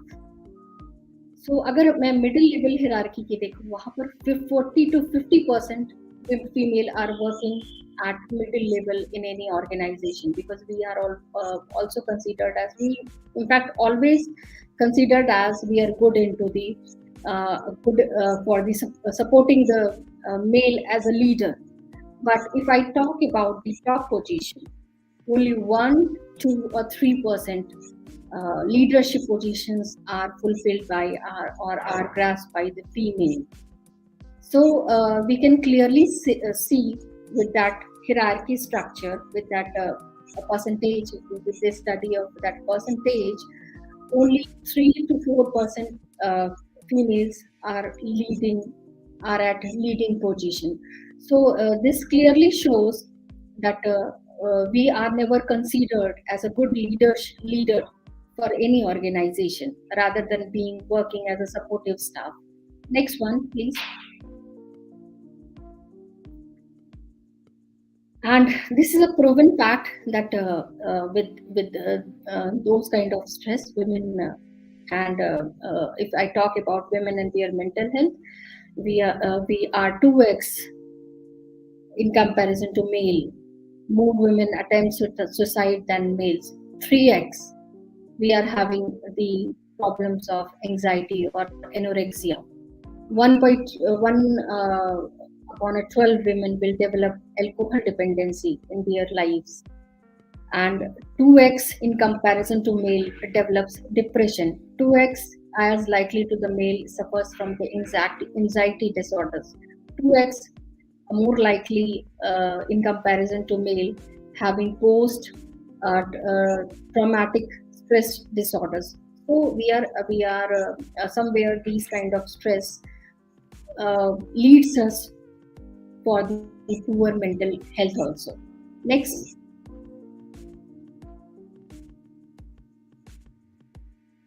Next slide, please. So, if I compare the women today, I feel today's women are more confident, they are having more skills, they are well educated and acquired. I personally feel that females are better learners. So they acquire any skills very quickly. So they are very confident. They are having lots of skills. They are having an integrate life, and they are in their careers working effectively with the males and men, and supporting at work. They are very good supporters. They support uh, males and female both as at their workplace. But still, if I talk, when we are having certain qualities, but why we are at not only 1 to 2% are at top. So we for that we have to study where they differ. They differ their values, environment, perception, and the leadership opportunities. Value, if I talk about the Indian system, from the childhood, एक female को बताया जाता है कि she has to manage many things. She has to manage her home, she has to manage her office, and she has to be perfect everywhere. तो एक sacrifice की जो value होती है वो inbuilt inculcation कहीं ना कहीं childhood से inculcation में हमारे साथ होती है. The kind of environment we are living, the environment of our workplace, the environment of our houses, the environment of our society leads to make these kind of perception. Networks, somewhere the females lack in the networking because we consider that males travels काफी ज्यादा travel करते हैं. They meet people, घर से ज्यादा बाहर time बाहर बिताते हैं. So they have lots of friends, they have lots of networking, and they have lots of opportunities to grow. But we female are somewhere we are lacking in the networking, and when it comes to the leadership opportunity, we are less offered with the leadership opportunities too. Next slide, please. So by studying these particular data, I finally can conclude women where we stand right now. What is the current landscape now? Next slide, please. So women in pharmacy, where today pharmacy women are standing. So according to BLS 2011, 76% of the healthcare workforce are women. According to AHA 2010, 18% are hospital CEOs are women. According to AHA 2010, 24% of top executive.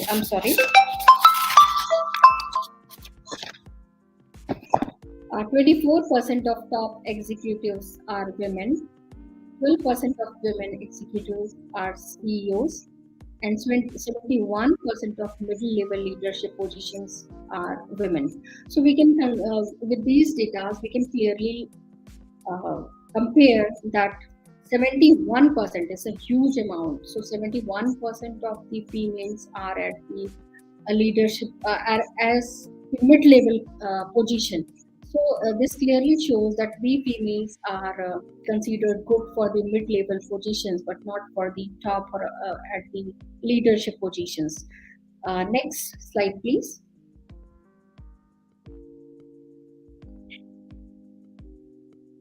Next slide, please. So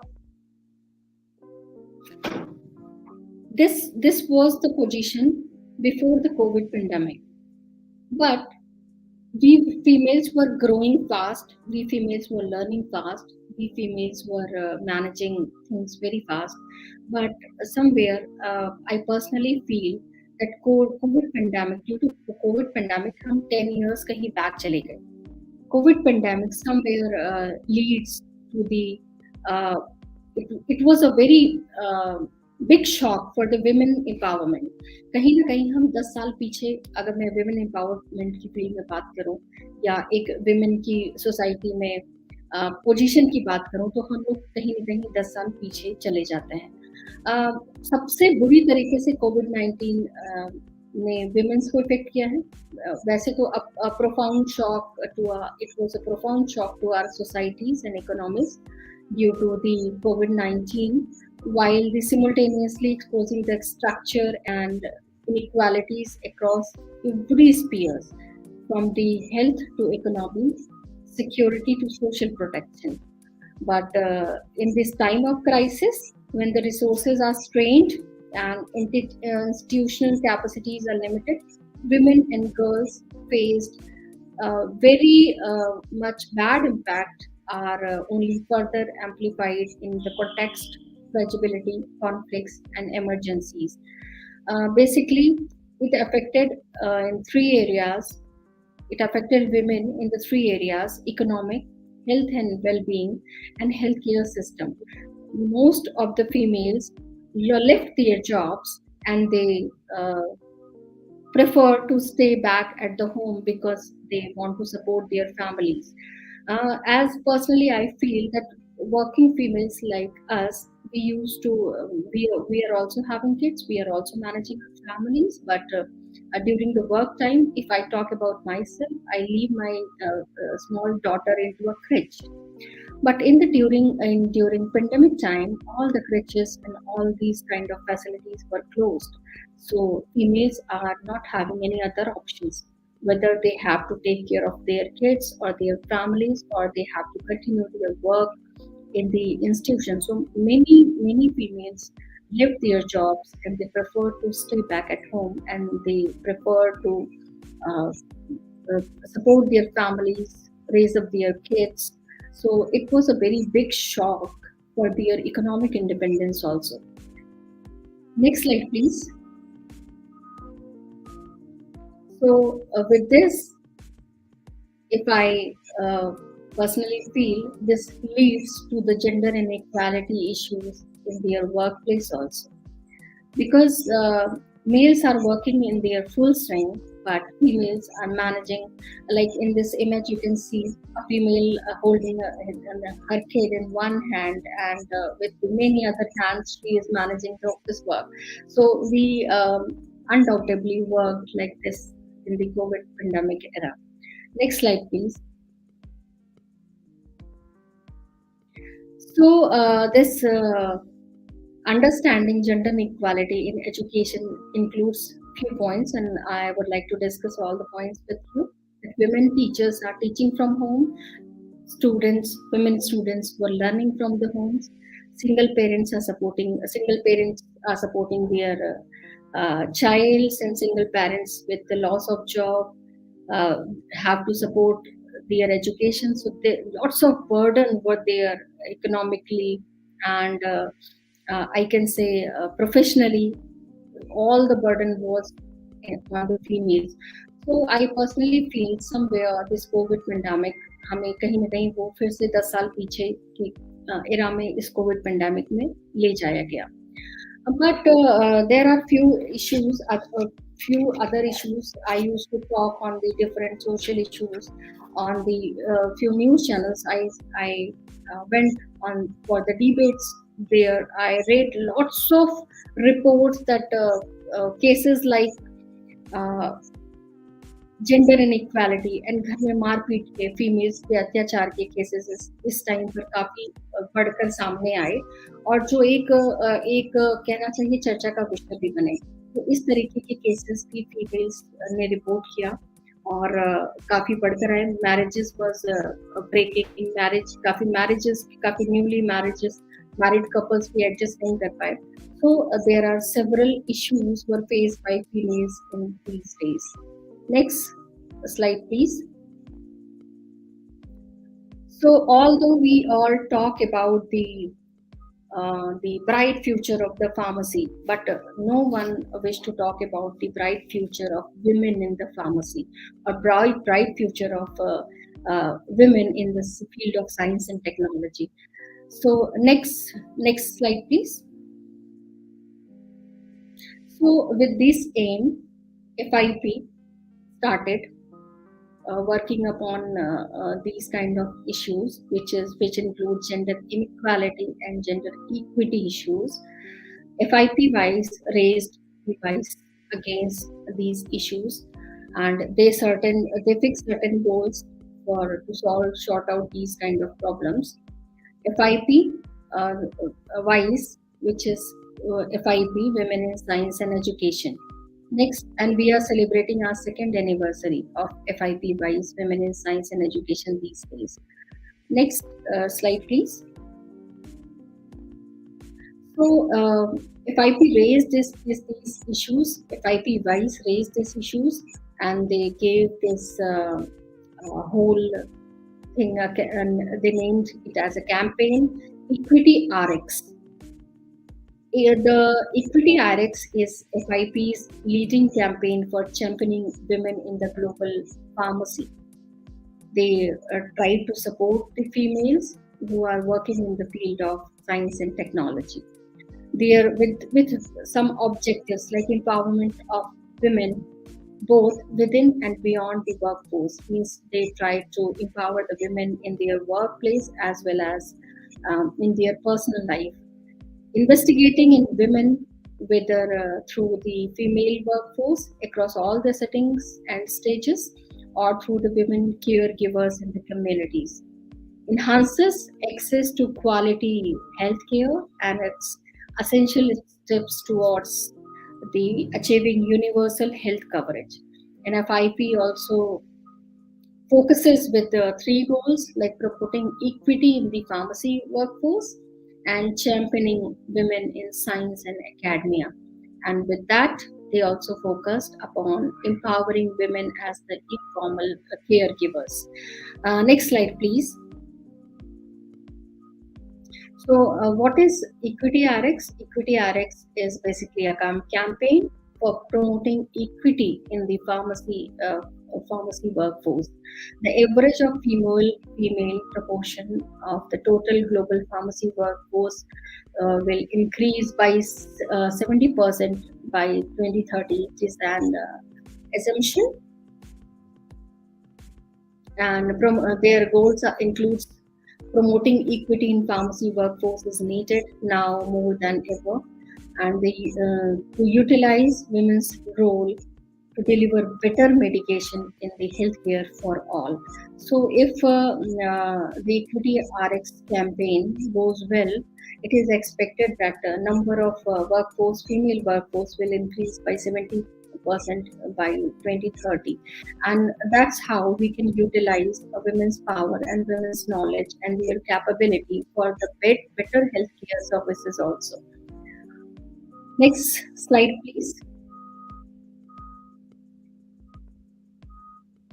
So again, FIP has prioritized championing the role of women in pharmacy, because I personally feel that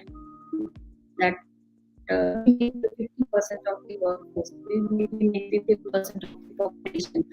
If only 50% of the workforce is, if we are working or we are contributing in the economy of a country or in the healthcare system, then our country considered as the third largest economy. If 80% of our females, like in China, we are having only 40% of female workforce, but 80% of female female workforce China is having. So I feel China is world's number one economy right now. They are they are rising day by day because they are utilizing the women power. They are giving the women opportunity to raise hands for the economic development of the country.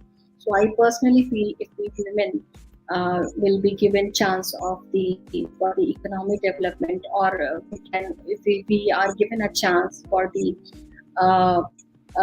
we can provide it with the better opportunity. We can do better and we can contribute in the economy of a nation or economy of any country or economy of uh, our organizations. So FIP basically has prioritized championing the role of women in pharmacy by the promoting equality in the pharmacy workforce through FIP workforce development goals 10, and they have 10 basic goals upon which they are working, and they championing the women in science in academia through FIP Wise team. They are empowering women as informal caregivers through FIP working groups on women and the responsible use of medicines.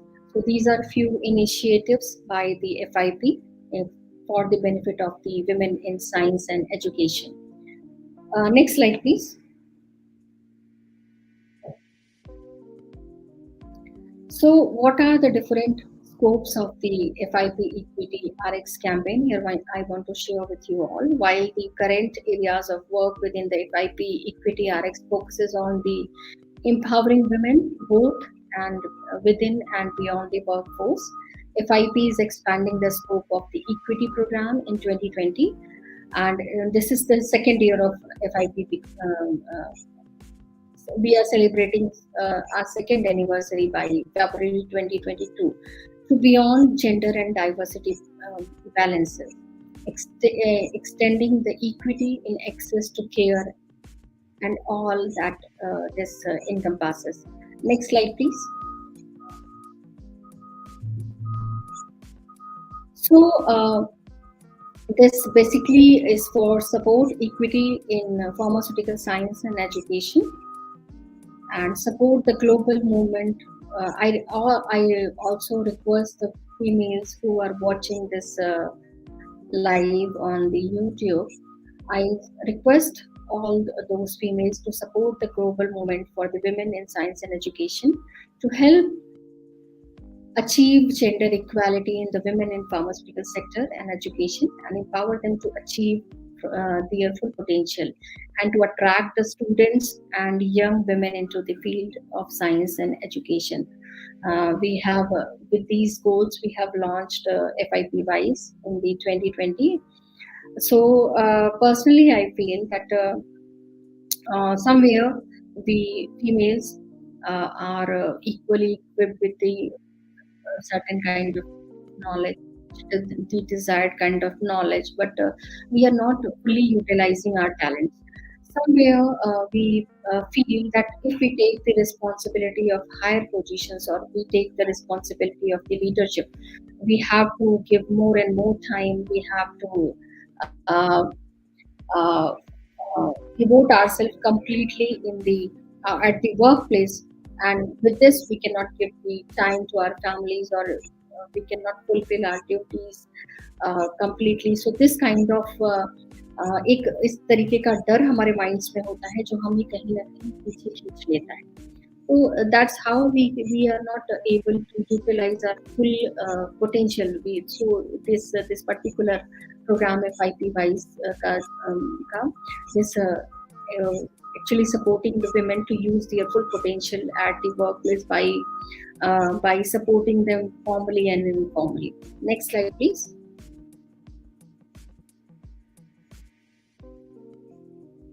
Next slide, please.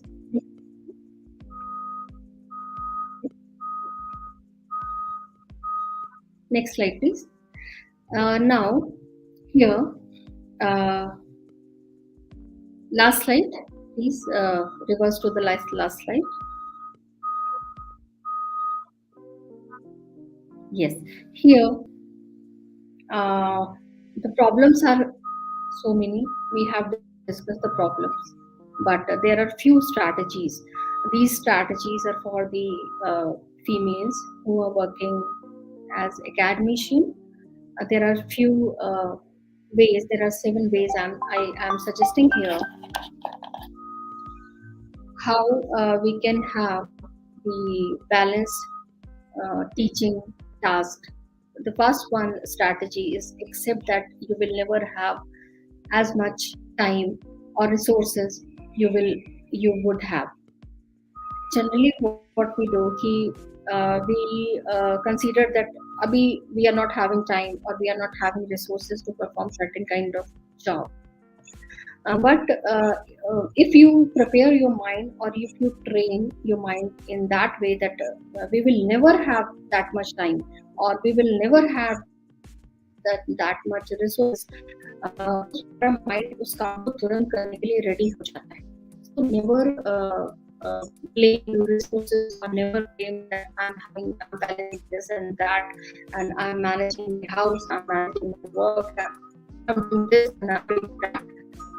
Whatever situation you are facing, just first of all you need to accept the situation as they are, and then you have to work upon it. जो resources हैं वही रहेंगे, जो time आपके पास है वो वही रहेगा. This is not going to be changed. There is कोई जादू या miracle नहीं होने वाला है. You have to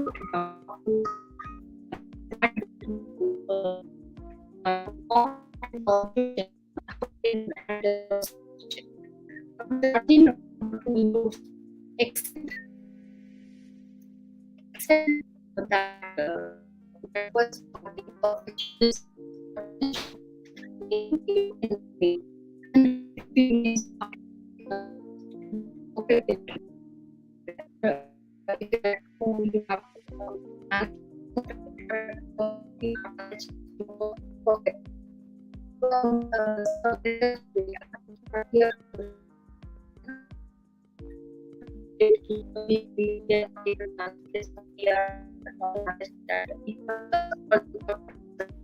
I suggest all the emails first I studied that some perfectionism also. We also having the right to be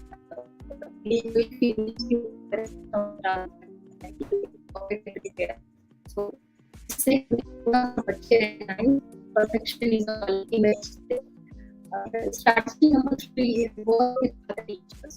What other teachers work with other, I can say your collaborators. If you are a industry person or you are teaching or Sorry to interrupt.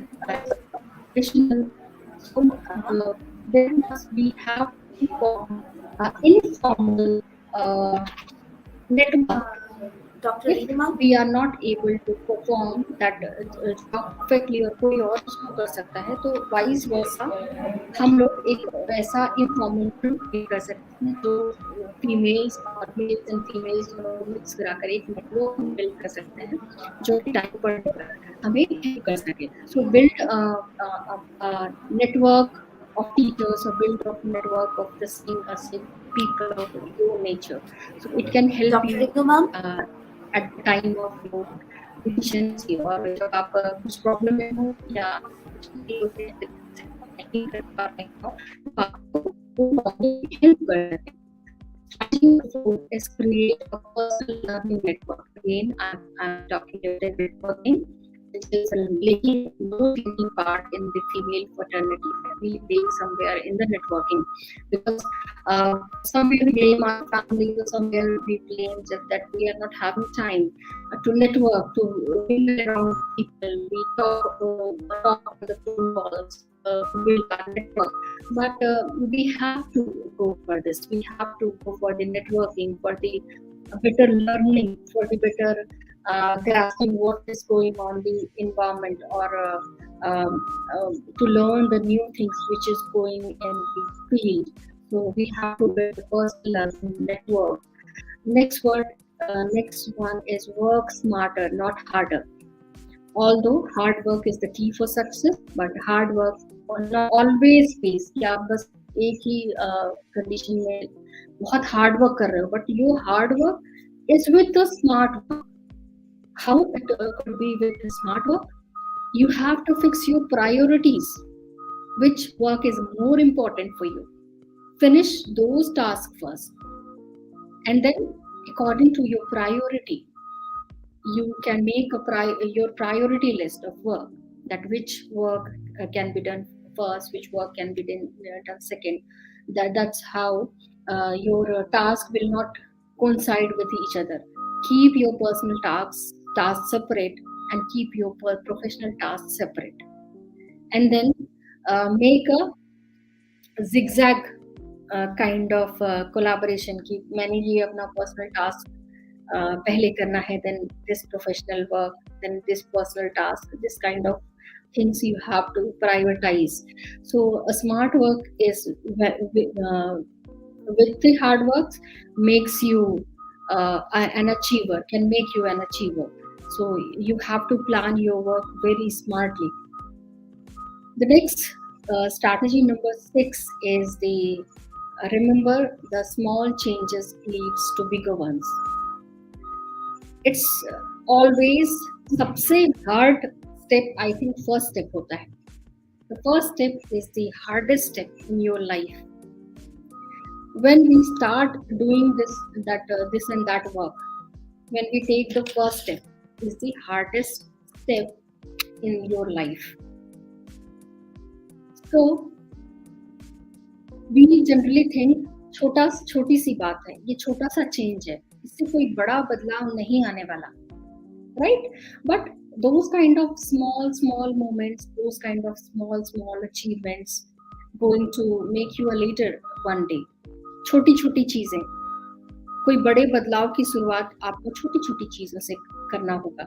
You have to take at least small steps for the bigger changes. Never expect that bigger changes are going to happen in one day. Someone will come and will help you. No, this is not going to work. You have to be responsible for yourself. You have to work for yourself. And ये work तभी होंगे जब हम धीरे धीरे अपने task को prioritise करेंगे towards our aim. First, we have to fix our aim, the resources we have to complete those aim, and how we can use those resources to fulfill our aim. Maybe your aim can be big and your resources can be minimal, but at least try to utilize those resources to achieve your aim. So these kind of small changes can lead to a bigger one day. The next one is keep balance in your life. Keep balance means first of all, making a perfect balance between your personal and professional life is very much important. For that, you have to again go for the strategy number 5, work smarter. Means you have to prioritize. आपको at that time you have to go for your personal work or your professional work. Which one is creating more hindrance in your life? Which one is giving more profit at that time in your life? First one, we have to make certain goals, certain short-term goals and few long-term goals. So with this kind of balance, first you have tried to achieve your short-term goals, and then those short-term goals will be helpful to fulfill your long-term goal. So in that way, we can keep a balance in life. So one more thing is there. With the personal and professional life, we are having one more important thing is our mental health. So the balance, ऐसा नहीं कि we are managing many things simultaneously. This can disturb our mental health also. That I have already shown a chart that we females are prone to more having more chances to get different kind of disorders like stress, anxiety that can maybe sometimes आपने सुना हो कि औरतें ज़्यादा चिड़चिड़ी होती हैं. Because due to our body structure or hormonal changes, this can lead, and this lust for perfection makes us like that. So we have to make a proper balance between personal, professional, and our mental health. Next one is balancing all the responsibilities as a good human being, as a good professional, or as a good teacher is a daunting challenge. Isn't so? Are you feeling the same? You have to maintain your personal life. You have to perform the different kind of tasks at the profession also. With this, you have to maintain yourself also. So this is somewhere a daunting challenge. However, with a plan or organizing your time and resources, you can feel less overwhelmed. So what do we have to do? This time is we are allotting for the personal work. This time is priority for the our professional work, and this is me time. Me time yani ye mera time hai. To this time I am going to spend on me, upon my skill development, upon sharpening on my strength. So these time, if we work upon slowly work upon these 7 strategies, this can somehow help us to maintain a proper balance between our lives. Next slide, please. Please forward all the 7 strategies I have already explained. Next slide, please.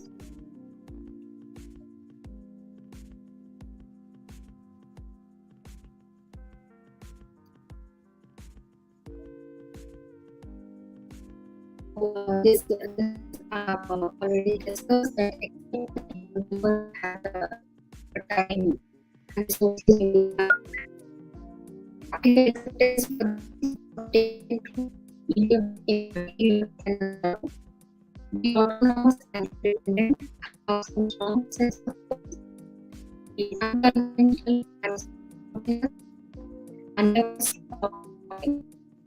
Next slide, please. These are 7 strategies I already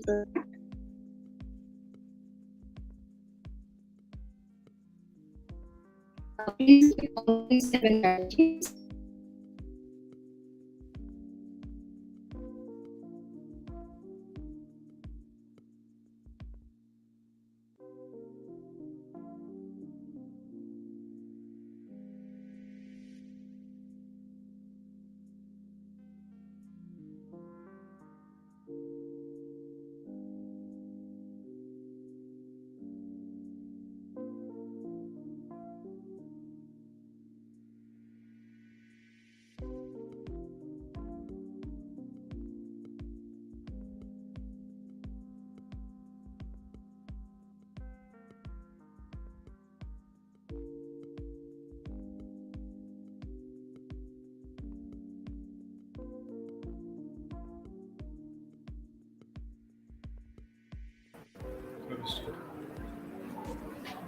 Dear participants, please be with us.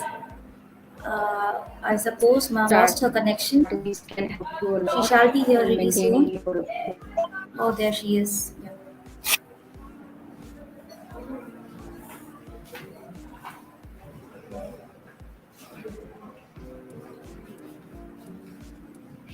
Please go to my last slide.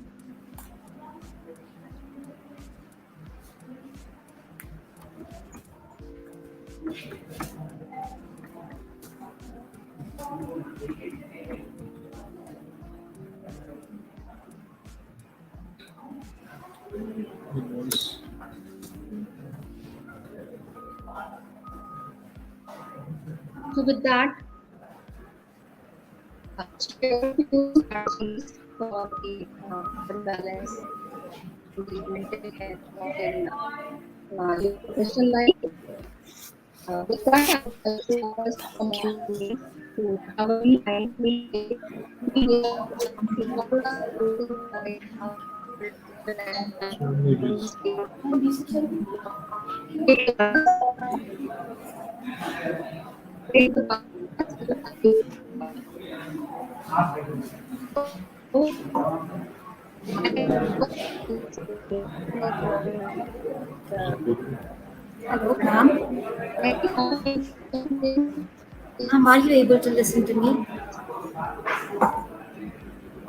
Dr. Renu, ma'am?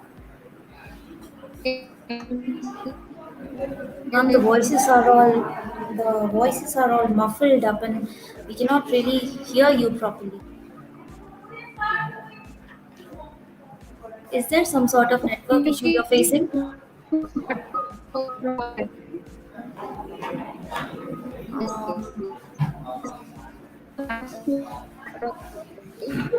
Ma'am, can you communicate with us through private chat?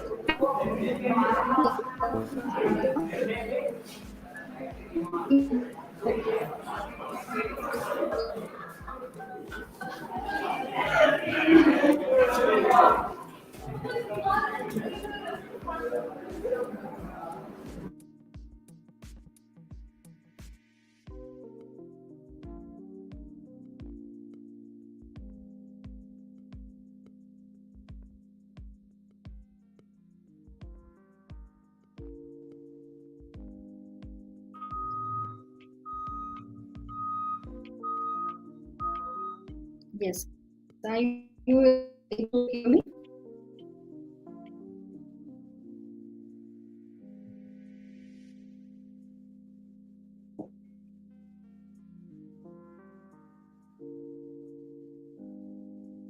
With that, I'm open for any question and answer. Question, if any audience is having any question, they can drop it in the chat box.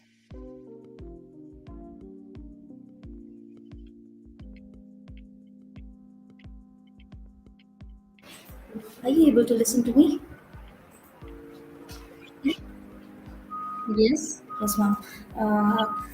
I see that nobody could ask you any questions, although uh,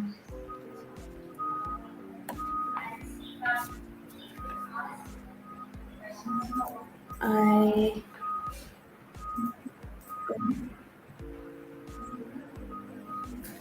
ma'am, although we did a lot during the pandemic, as you said, and we surely do deserve more appreciation. So glad that you believe strongly in women in our field and female students would be encouraged. What about topics which are hardly discussed? I'm sure we all learned about the Equity RX campaign as well. That was a wonderful presentation from you, Dr. Reno ma'am, and we loved having you here. Uh, Thank you for the lovely presentation, ma'am. Thanks a lot. Thanks a lot once again, and thanks a lot once again to Dr. Shruti Rathore ma'am for having me here as a speaker. Thanks a lot, all of you. Thank you, ma'am.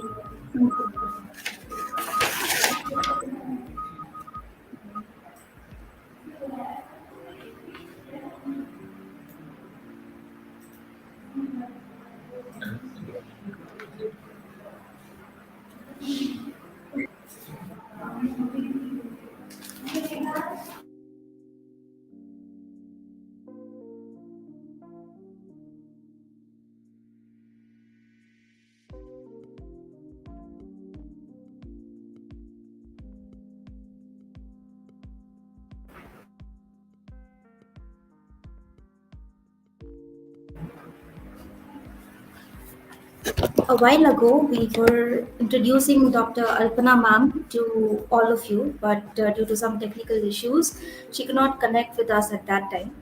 Uh, Welcome, ma'am. Dear listeners, with immense pleasure, now I welcome our second guest of honor, Dr. Alpana Ramadan, who is an Associate Professor of Pharmaceutics at Department of Pharmacy, Guru Ghasidas Vishwavidyalaya Bilaspur. She has 32 years of teaching experience along with 22 years of research expertise. Ma'am is an outstanding alumni of Dr. Hari Singh Kaur University, Sagar. She has completed her master's in pharmaceutics from there. She was awarded her PhD from University of Rajasthan, Jaipur, and also diploma in marketing management from IGNOU, New Delhi. She holds position of influence in various prestigious institutions. She has also about 65 research papers in many international and national journals and has her books published by eminent publishing houses from domestic and foreign lands. She's an active member of the Indian Pharmacological Society (IPS), life member of the Association of Pharmacological Teachers of India, APTI. I must say that she has a paper presented in more than 40 national and international conferences until now, and she has been awarded for best papers, which is so impressive. She has been awarded as Distinguished Woman of the Year 2019, awarded by Venus International Foundation, Chennai. Isn't it marvelous to have an inspirational person with us to show us the path and guide us to a better profession? I now welcome Dr. Alpana Ramadan among us. Okay, can you hear me? Yes, Can you ma'am, hear we me? can. Yes, ma'am, we Okay. can. Good So afternoon. warm greetings to all of you. And at the outset, let me congratulate the LCIT School of Pharmacy for organizing the second International E-Symposium 2022 on a very pertinent topic of emerging pharmacy for a brighter tomorrow. So I am very happy to see Dr. Renu Yadava also. She has been a student of mine and she has taken a very sensitive issue of women. So I could hear her. It was fortunate for me to hear her also. And I congratulate all the convener, the co-convener, the director, and all the organizing committee of the this symposium. So let me share my screen.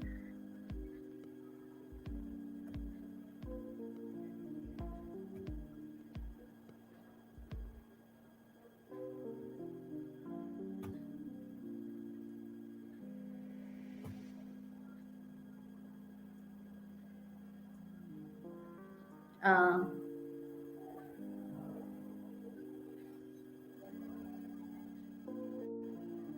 is it visible? Yes, ma'am, we can see your screen. Is it visible or should I share Ye- it?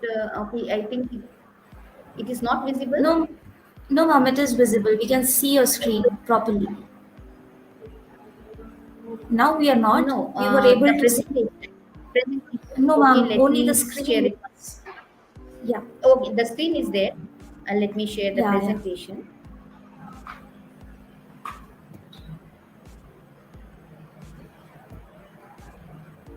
Okay, the screen again. The screen is coming.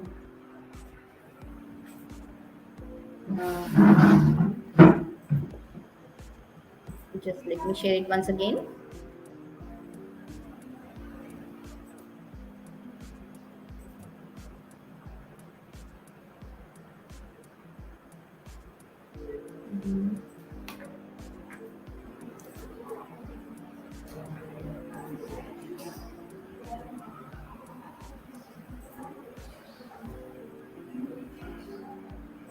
No, I think. Can you display it for me? Yes, ma'am, There surely we is can. some. Yeah. No issues, ma'am.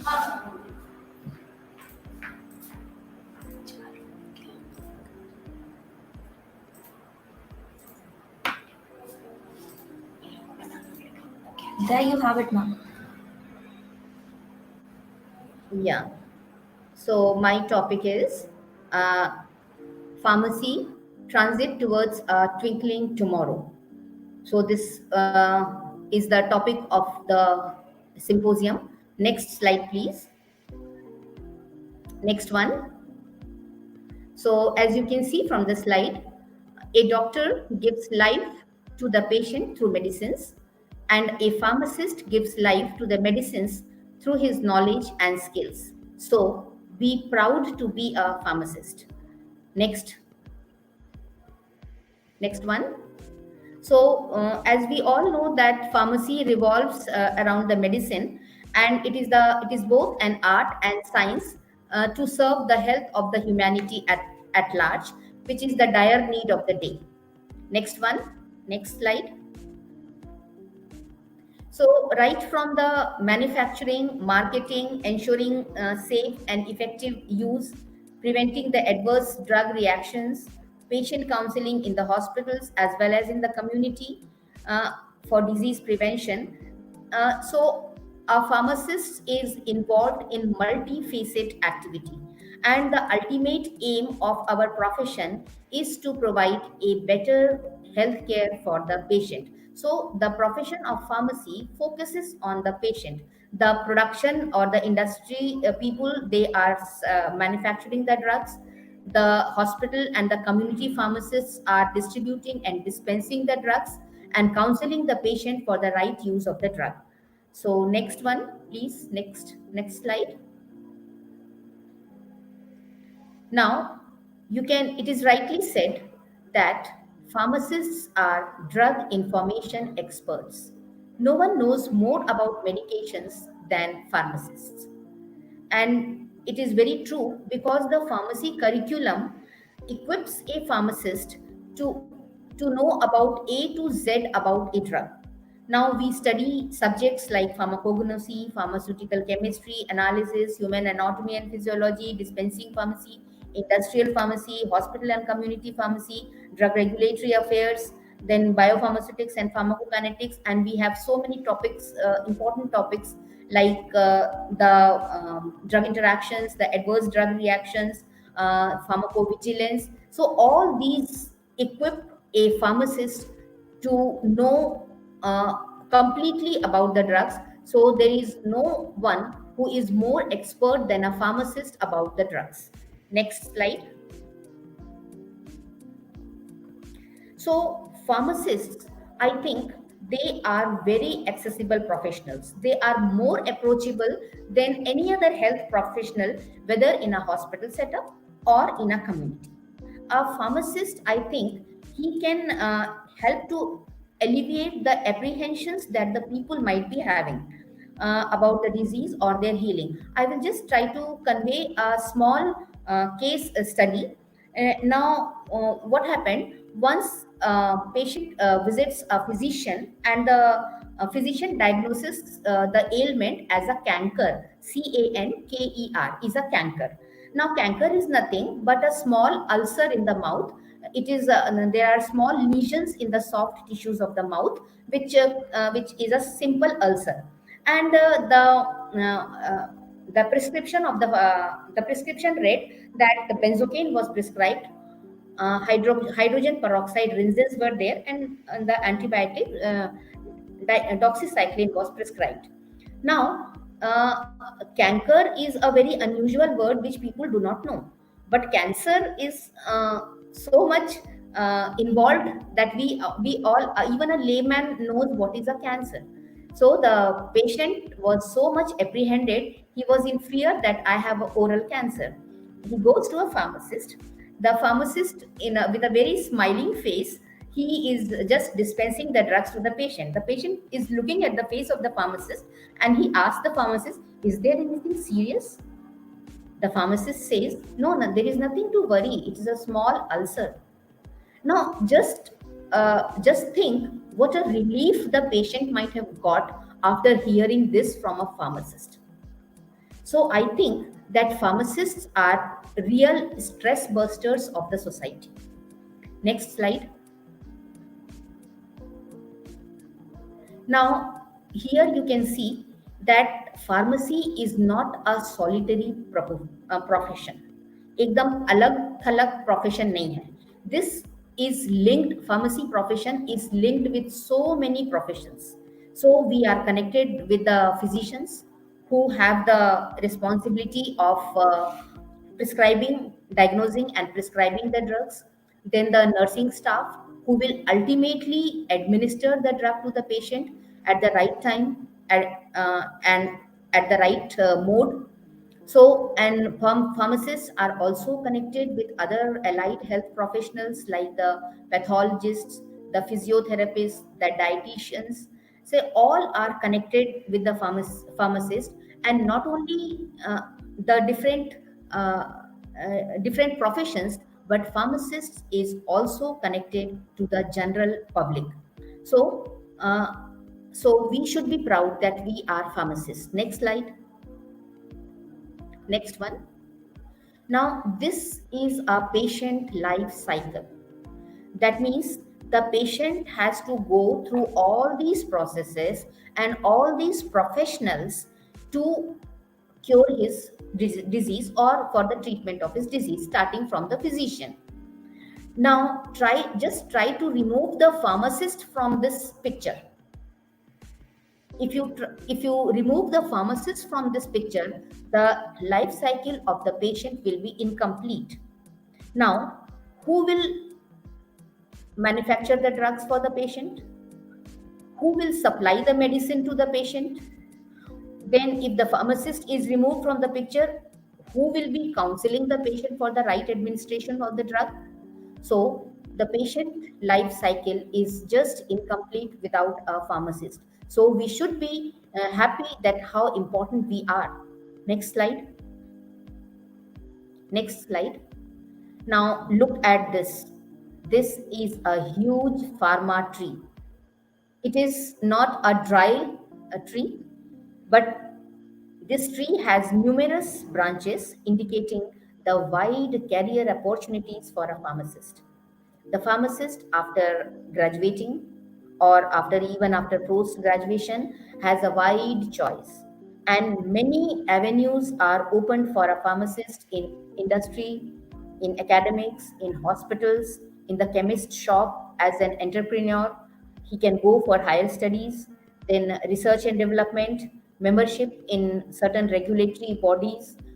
Young pharmacists work as marketing personnel. Next slide is in continuation to this. Next one. Yes.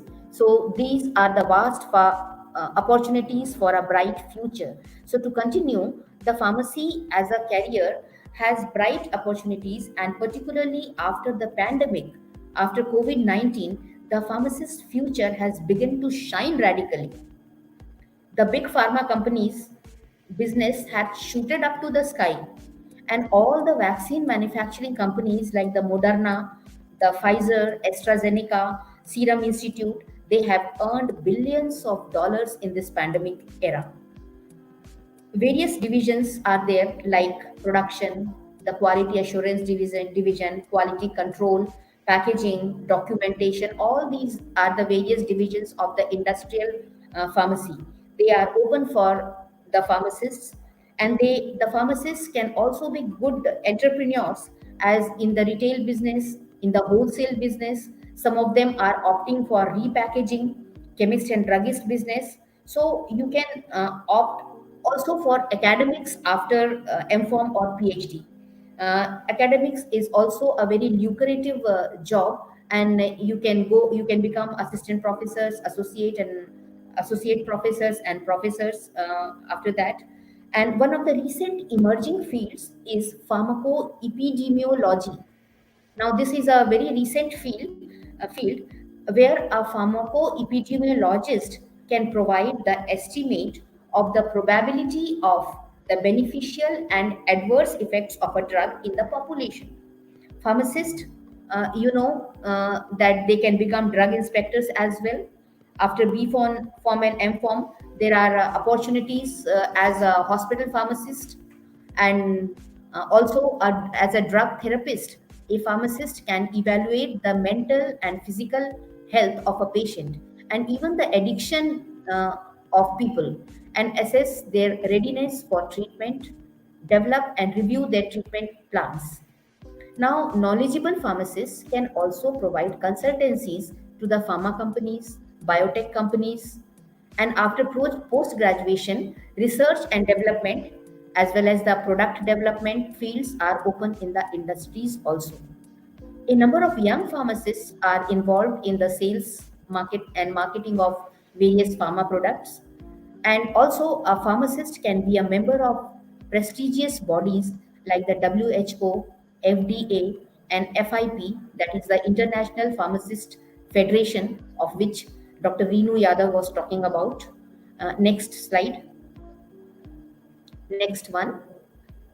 Now, this is the key role as a community pharmacist. So, community pharmacist is a valued member of the healthcare ecosystem. People know that the person behind the counter, sitting between a huge pile of medicines, is not an illiterate person. This was one of the area which was not shut down by the lockdown.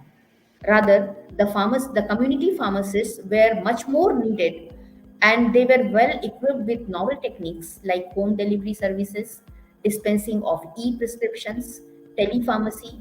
Telepharmacy is a distance communication with medical teams or patients in the remote areas through WhatsApp or through mobile phones, FaceTime, etc. Then next slide. Next slide. Now, these are some of the novel techniques the pharmacists have adopted during the pandemic period. Next one. Next slide.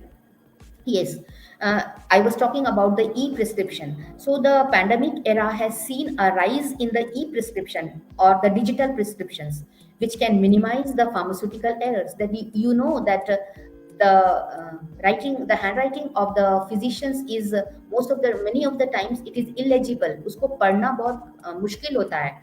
But e-prescriptions have the advantages that the prescriptions are in the typed form, so the prescription errors will be minimized. A clinical alert could be obtained. Refilling is very easy. As a whole, the prescription efficiency is enhanced. Readmissions are minimized, and it is money saving also.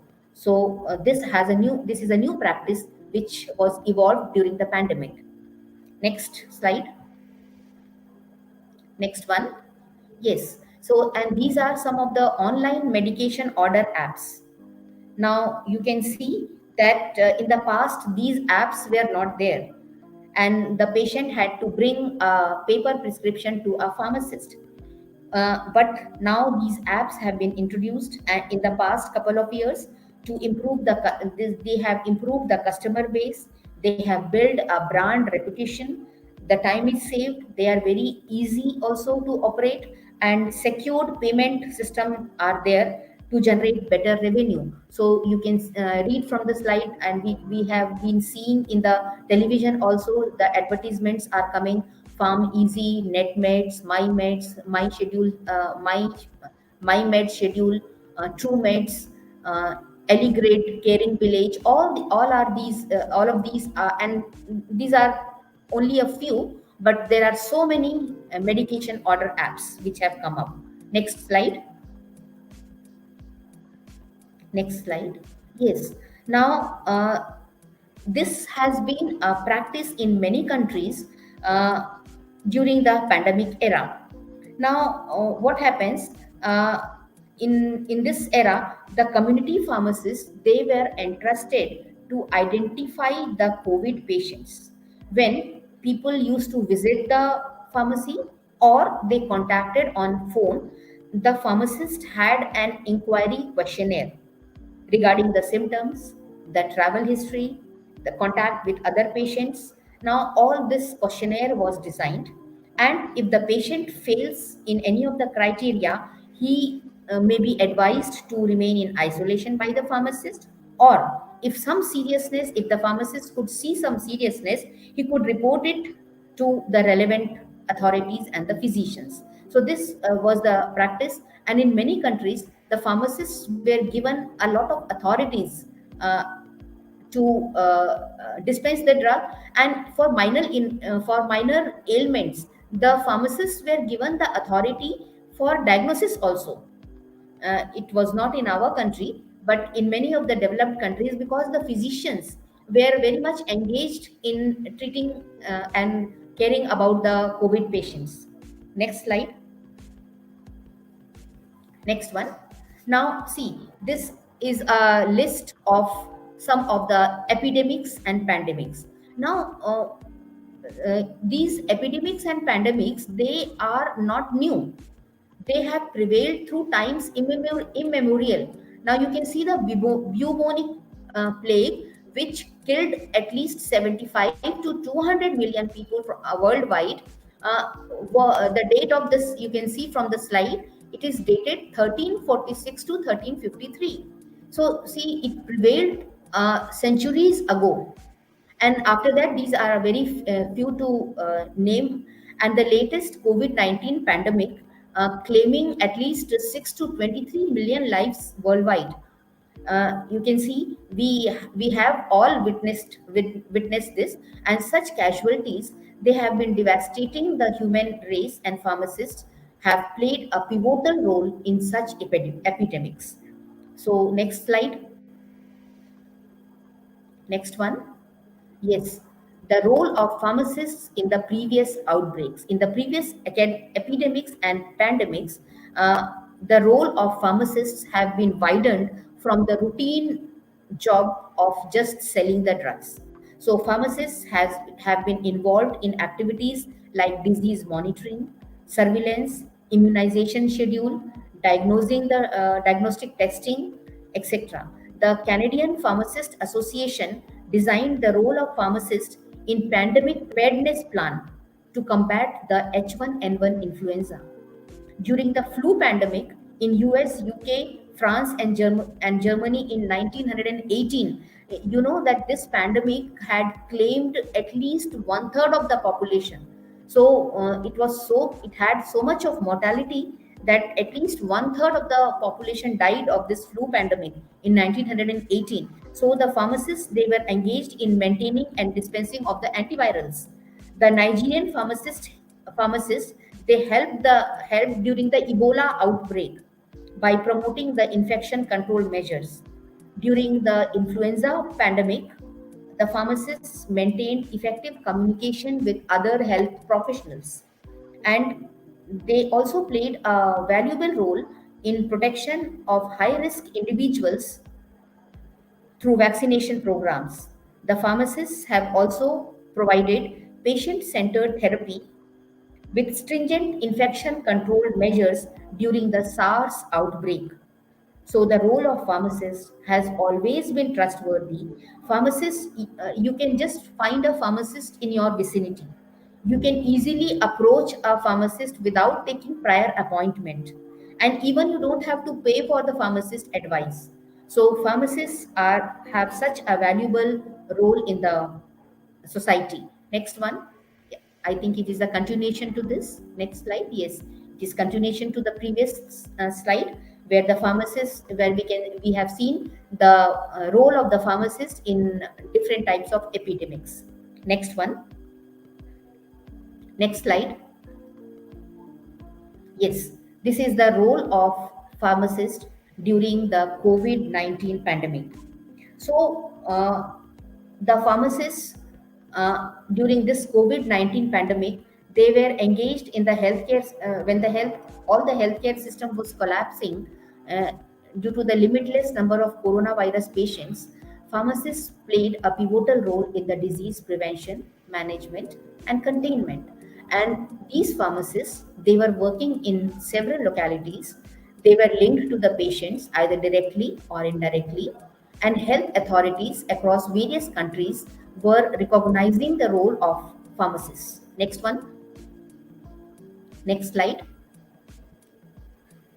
Yes, pharmacists, they have been active support. They have been rendering their active support during whether in the hospital setup, by constantly maintaining the supply of essential medications, because you know that the medications were less and the number of cases were rising. So the pharmacist, it was the duty of the pharmacist to maintain the essential medications in the hospital, as well as they were ensuring their ready availability 24/7 to the public.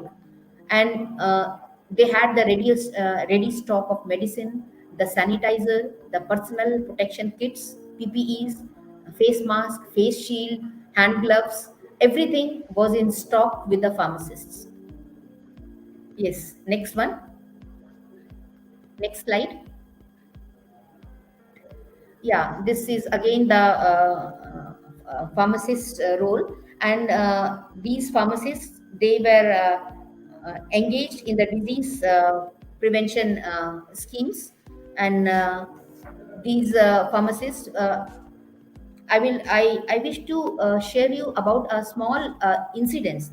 Now, during the pandemic, a woman who was known to me, she just reported me. She was infected with COVID-19. So she talked to me and she said that she was continuously taking the decoction, kadha जो हम लेते थे, So she was continuously taking the kadha for the prevention of COVID-19, but still she was infected with COVID, and on top of that, she had gastrointestinal disturbances also. Now, why was it? Now, because this kadha decoction, it contains a lot of spices which we normally avoid in our day-to-day meals. We just take the spices very occasionally, and our body is not accustomed to digest such hard spices. So such type of myths can be जो भ्रांतियां होती हैं कि काढ़ा पीने से Covid नहीं होगा, now this type of myths can be alleviated only by pharmacists. So the pharmacists were engaged in triaging services. Now, what is this triaging services? Now you know that number of patients were they were ample of patients, limitless number of patients. अब सारे patients की एक सी ही serious नहीं थी, some seriousness नहीं थी. Some patients were on ventilators also. Some patients were admitted to the hospitals. Some of the patients were in isolation centers, and some were in home isolations. तो seriousness, disease की seriousness सारे patients में equal नहीं थी. So what we have to do, because the resources, medication resources were limited, the pharmacists were engaged in the triaging services. This is to prioritize the medical care services to the most needy persons, because the resources were limited. So great number of patients can be benefited. अगर हम जो non serious patients हैं उनको हम अगर medications दे देंगे तो फिर सीरियस पेशेंट्स के लिए क्या होगा? So these triaging services were much required, and pharmacists were involved in this. And for pharmacists were also providing supply chain management services by the process of planning, implementing, and controlling the operations. And the pharma companies, they were continuously manufacturing these medications. You know, yesterday we had a webinar in our institution, and Dr. K.S. Jagannathan was there, who is the deputy director production from the Serum Institute, where we from where we got our co-vaccine. So he was sharing his experience that they were working 24/7, even on Sundays. The industry was not closed. They were working 24/7 to supply the vaccines. So such is the need of the pharmacists these days. So the marketing personals, you know that they are engaged in ensuring the compliance promotion for their brand. Telepharmacy, patients in remote areas are contacted through mobile mode and other modes. So pharmacists are they were very important during COVID-19. Yes, next one, next slide. So this is again maybe one and the same. Next one. Next slide. The role of hospital pharmacists. So hospital pharmacists also have a very crucial role to play with in COVID-19 was a situation where the duties of the hospital pharmacists were expanded. But even then, even in absence of COVID-19, hospital pharmacists are very they play a very crucial role in the healthcare system. I would like to encourage you with a true story of a lady pharmacist known as Medrit Driscoll. She was a registered pharmacist working in a medical clinic, right? A registered pharmacist in US working in a medical clinic named by Miss Driscoll. Now she received a prescription of a congestive heart failure, in which among the other drugs, diuretics like metolazone and furosemide were prescribed. Now, when the prescription came to this pharmacist for dispensing, she noted a medication error. Now, because metolazone is also a diuretic and furosemide is a thiazide type diuretic. Now, this metolazone it causes a potassium depletion. So this pharmacist noted that there is no potassium supplement in the prescription. So she went to the physician's office to report this, and but her suggestion was not her suggestion was just avoided. But 2 days later, what happened? The patient developed severe leg cramps. Potassium कम हो गया body में, तो क्या हो गया कि पैरों में बहुत अकड़न आने लगी. So the patient was rushed to the hospital, and then they apologized that the pharmacist was correct. तो ये है pharmacist का role कि medication error was noted by a pharmacist in that kind of hospital. So we have a very important role in the hospital also. Next slide. So this is bedside care. The pharmacists were taking the bedside care along with in consultation with a doctor, with a physician. The pharmacist is providing the bedside care to the inpatients in the hospital. Next one. Now this is about the boosting of the pharma export. Now you know that when the world economy was experiencing a great recession during the lockdown period, the Indian pharma exports were boosting up. As you can see from the slide and from the graph, you can see the boost of the pharma exports. Now, the Indian pharma exports, they steadily grew from $10 billion to $19 billion from 2012 to 2019. So India was also exporting vaccines to many countries because our vaccines and our medications were cheaper. And this hydroxychloroquine, now the whole, I think, the whole world was dependent upon India for the supply of hydroxychloroquine, because it is a banned drug in US and other developed countries. But because the malaria has been eradicated from all those countries, but we are having malaria, and therefore we had a stock of hydroxychloroquine for malaria.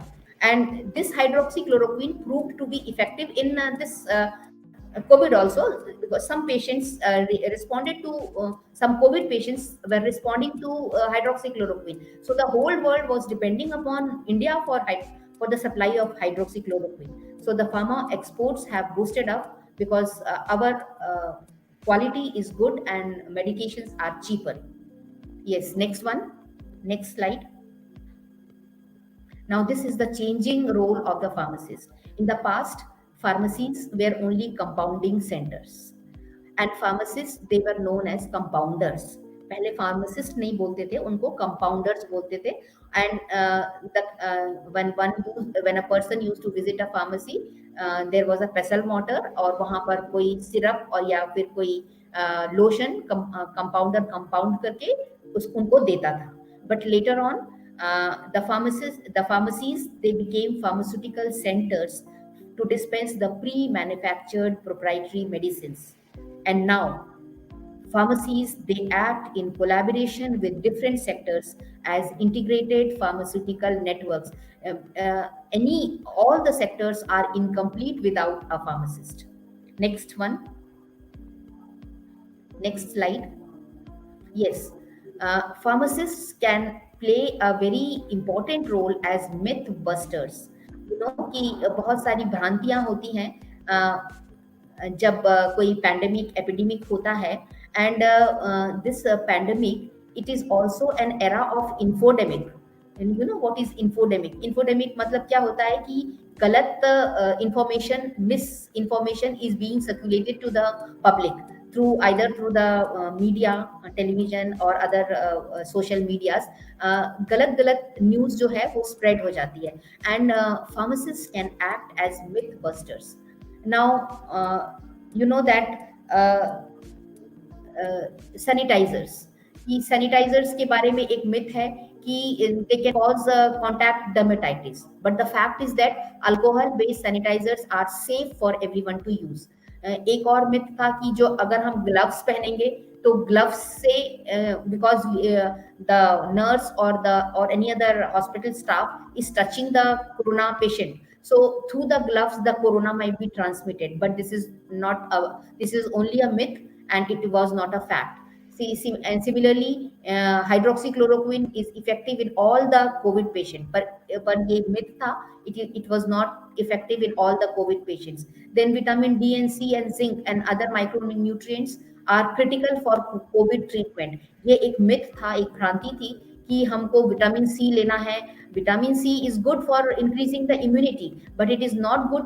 It does not play any role in treatment of COVID infection. Then dexamethasone is a treatment for all COVID patients. This was a myth, but uh, dexamethasone was provided only to very serious patients on ventilator in a daily dose of 6 milligram for 10 days. Next one, next slide. These are some of the other myths. Hot peppers in your food are required for the cure of COVID-19. But adding hot pepper to your soup or other meals, it does not prevent COVID-19. Then a prolonged use of this medical masks can cause CO2 intoxication and oxygen deficiency, but it is not so. So sometimes it is a myth that cracking joints causes arthritis. कई लोग ऐसे उंगलियों को दबाते रहते हैं, वो उंगलियों में क्रैकिंग साउंड आता है. It is only because of a gas bubble formation between the bones. So it is not linked with arthritis. फिर antibiotics are effective treatment for COVID cases. See, actually COVID is a antiviral therapy is needed in COVID, not antibiotics. So antiperspirants and deodorants can cause breast cancer, but it is not so. The National Cancer Institute has not confirmed its evidence. So pharmacists can act as mythbusters in the society. Next slide. Oh, this has been repeated. Sorry. Next one. This also we have done. Yes. Yes, to encourage you. These are some of the latest pharmacist government and private jobs 2022. So you can see from the slide that the vacancies for pharmacists are numerous. Whether the hospital pharmacists, in the railway is advertising for pharmacists, the teaching profession, industries. So pharmacists have ample of opportunities. So you should always be proud that you have taken the right path. You have selected a very good profession which has a bright future. Maybe some people may discourage you that you have not taken a right choice, the right decision, but I just wish to encourage you that if these are a very few posts. Next slide में भी कुछ post advertisement है. Next slide. Yes, these are very few. You can see even the government jobs have been advertised for the pharmacists. 21 vacancies. कहीं पर बहुत सारे vacancies जो हैं वो निकले हुए हैं. आप इसको देख सकते हैं and you can apply for the same also. Next one. So in the end, I want to encourage you that the path you have chosen is right. Again, I wish to repeat that the path you have chosen is right and your future is bright. Thank you, one and all. Any questions?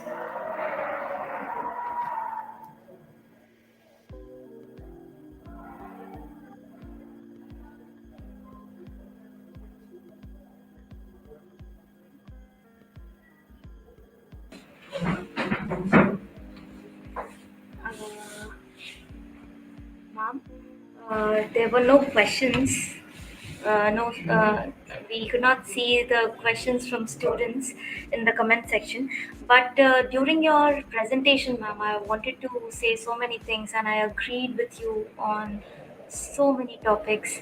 I sincerely thank you that you brought up such topics that would encourage the students to learn more about the issues and be ready as soon as they leave this course of B Farm or D Farm and be ready for the service to everyone. I'm sure they must have learned few facts and how they can be myth busters in coming future. I really thank you for your wonderful presentation, ma'am. Shruti ma'am is here, Thank you, ma'am. Thank you so much. You Okay, have, thank I you. think, connected all the things which are related with the pharmacist. Every corner, ma'am. So thank you very much, sir, ma'am, for being with us today. In spite of your busy schedule, you have given time to us, ma'am. And I also thank God for giving such a nice guide to me, which is very humble and kind, I think so. Thank you, ma'am. Thank you, thank you, thank you. And I really, I really congratulate you because your webinar, the symposium was a great success. Yes, ma'am. Thank you. It's all due to your blessing, I think so. Yeah. Thank you, ma'am. Shall we leave it was now? such, Shall I leave? Yes, ma'am.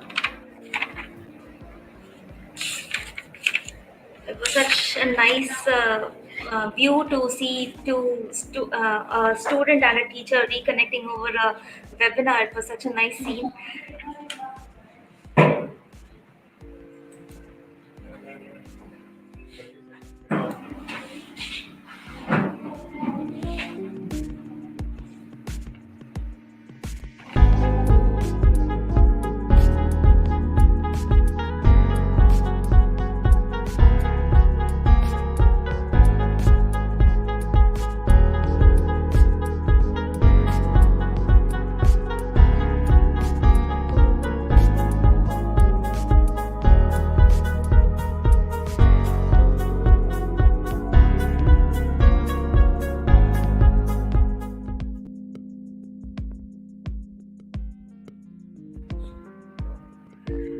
Dear all, we have reached towards the end of a successful webinar. I invite Mrs. Shubhi Srivastava ma'am, our respected Vice Principal, to present the vote of the thanks. She has made us proud by her distinguished work in numerous capacities. Her presence is a reflection of the importance that is attached to the commitment of LCIT to quality augmentation of student education. We seek to be inspired by your gracious presence, ma'am. I am glad to invite Honorable Vice Principal, ma'am. Hello, good afternoon, respected directors, sir, all the guest members, all Dr. Shruti Rathore, ma'am. It gives me immense pleasure to extend the vote of thanks on successful completion of second International Symposium on Emerging Pharmacy for a Better Tomorrow by LCIT School of Pharmacy, Bilaspur. The presence of Dr. M.K. Verma, Honorable Vice Chancellor of CSVPU, Chhattisgarh Swami Vivekanand Technical University, Bhilai, has not only given us a much needed motivation but also elevated the credibility of this event. On behalf of LCIT, we are always thankful to you for accepting our invitation to bless the mass through our online medium with your extensive experience and knowledge, sir. I also want to thank Dr. Ahmed Ibrahim, HOD, IRO and TESH International University, Iraq, for his most beneficial and informative address on applications of CRISPR Cas9 system. We got to know about the most recent research about how it is a versatile genetic tool. I want to thank Dr. Renu, Principal at IITM Department of Pharmacy, IES University, Bhopal, to emphasize on the role of pharmacy during COVID-19 pandemic. It was great to see her believe strongly about the contribution of women in the field of pharmacy and the avenues available after completion of the course. Students should be aware of the ongoing issues in reality and how to combat these hurdles. Now, I would like to thank Dr. Alpana Ramadan, Ma'am, Associate Professor, Department of Pharmacy, IES University, Bhopal. Her suggestions would surely help to generate innovative service for patients and reduce medication errors. Thank you, Honorable Chairman, Sir, Vice Chairman, Sir, and Director, Sir, for providing such platform for teachers and students to be benefited by address of such excellencies. I also want to congratulate Dr. Shruti Rathore and her whole team for ideating such an effective event. Last but not the least, we are also thankful to our technical team as well, which has made it possible for us to come together and build a new, well-informed student and teacher base for times to come. Biggest thank you for your patience listening, dear viewers and students. Without you, this event would have been no impact. We look forward to your suggestions and feedback to make LCIT the board of knowledge. Thank you once again. This is Mrs. Shubhi Srivastava, Vice Principal, LCIT School of Pharmacy. Thank you so much, dear students and everyone. Thank you, ma'am. I thank you, Mrs. Shubhi Srivastava, ma'am. I thank all the coordinators and executive members for their small and big contribution. Last but not the least, many thanks to all the participants who stayed with us throughout. Thank you all. Have a nice day.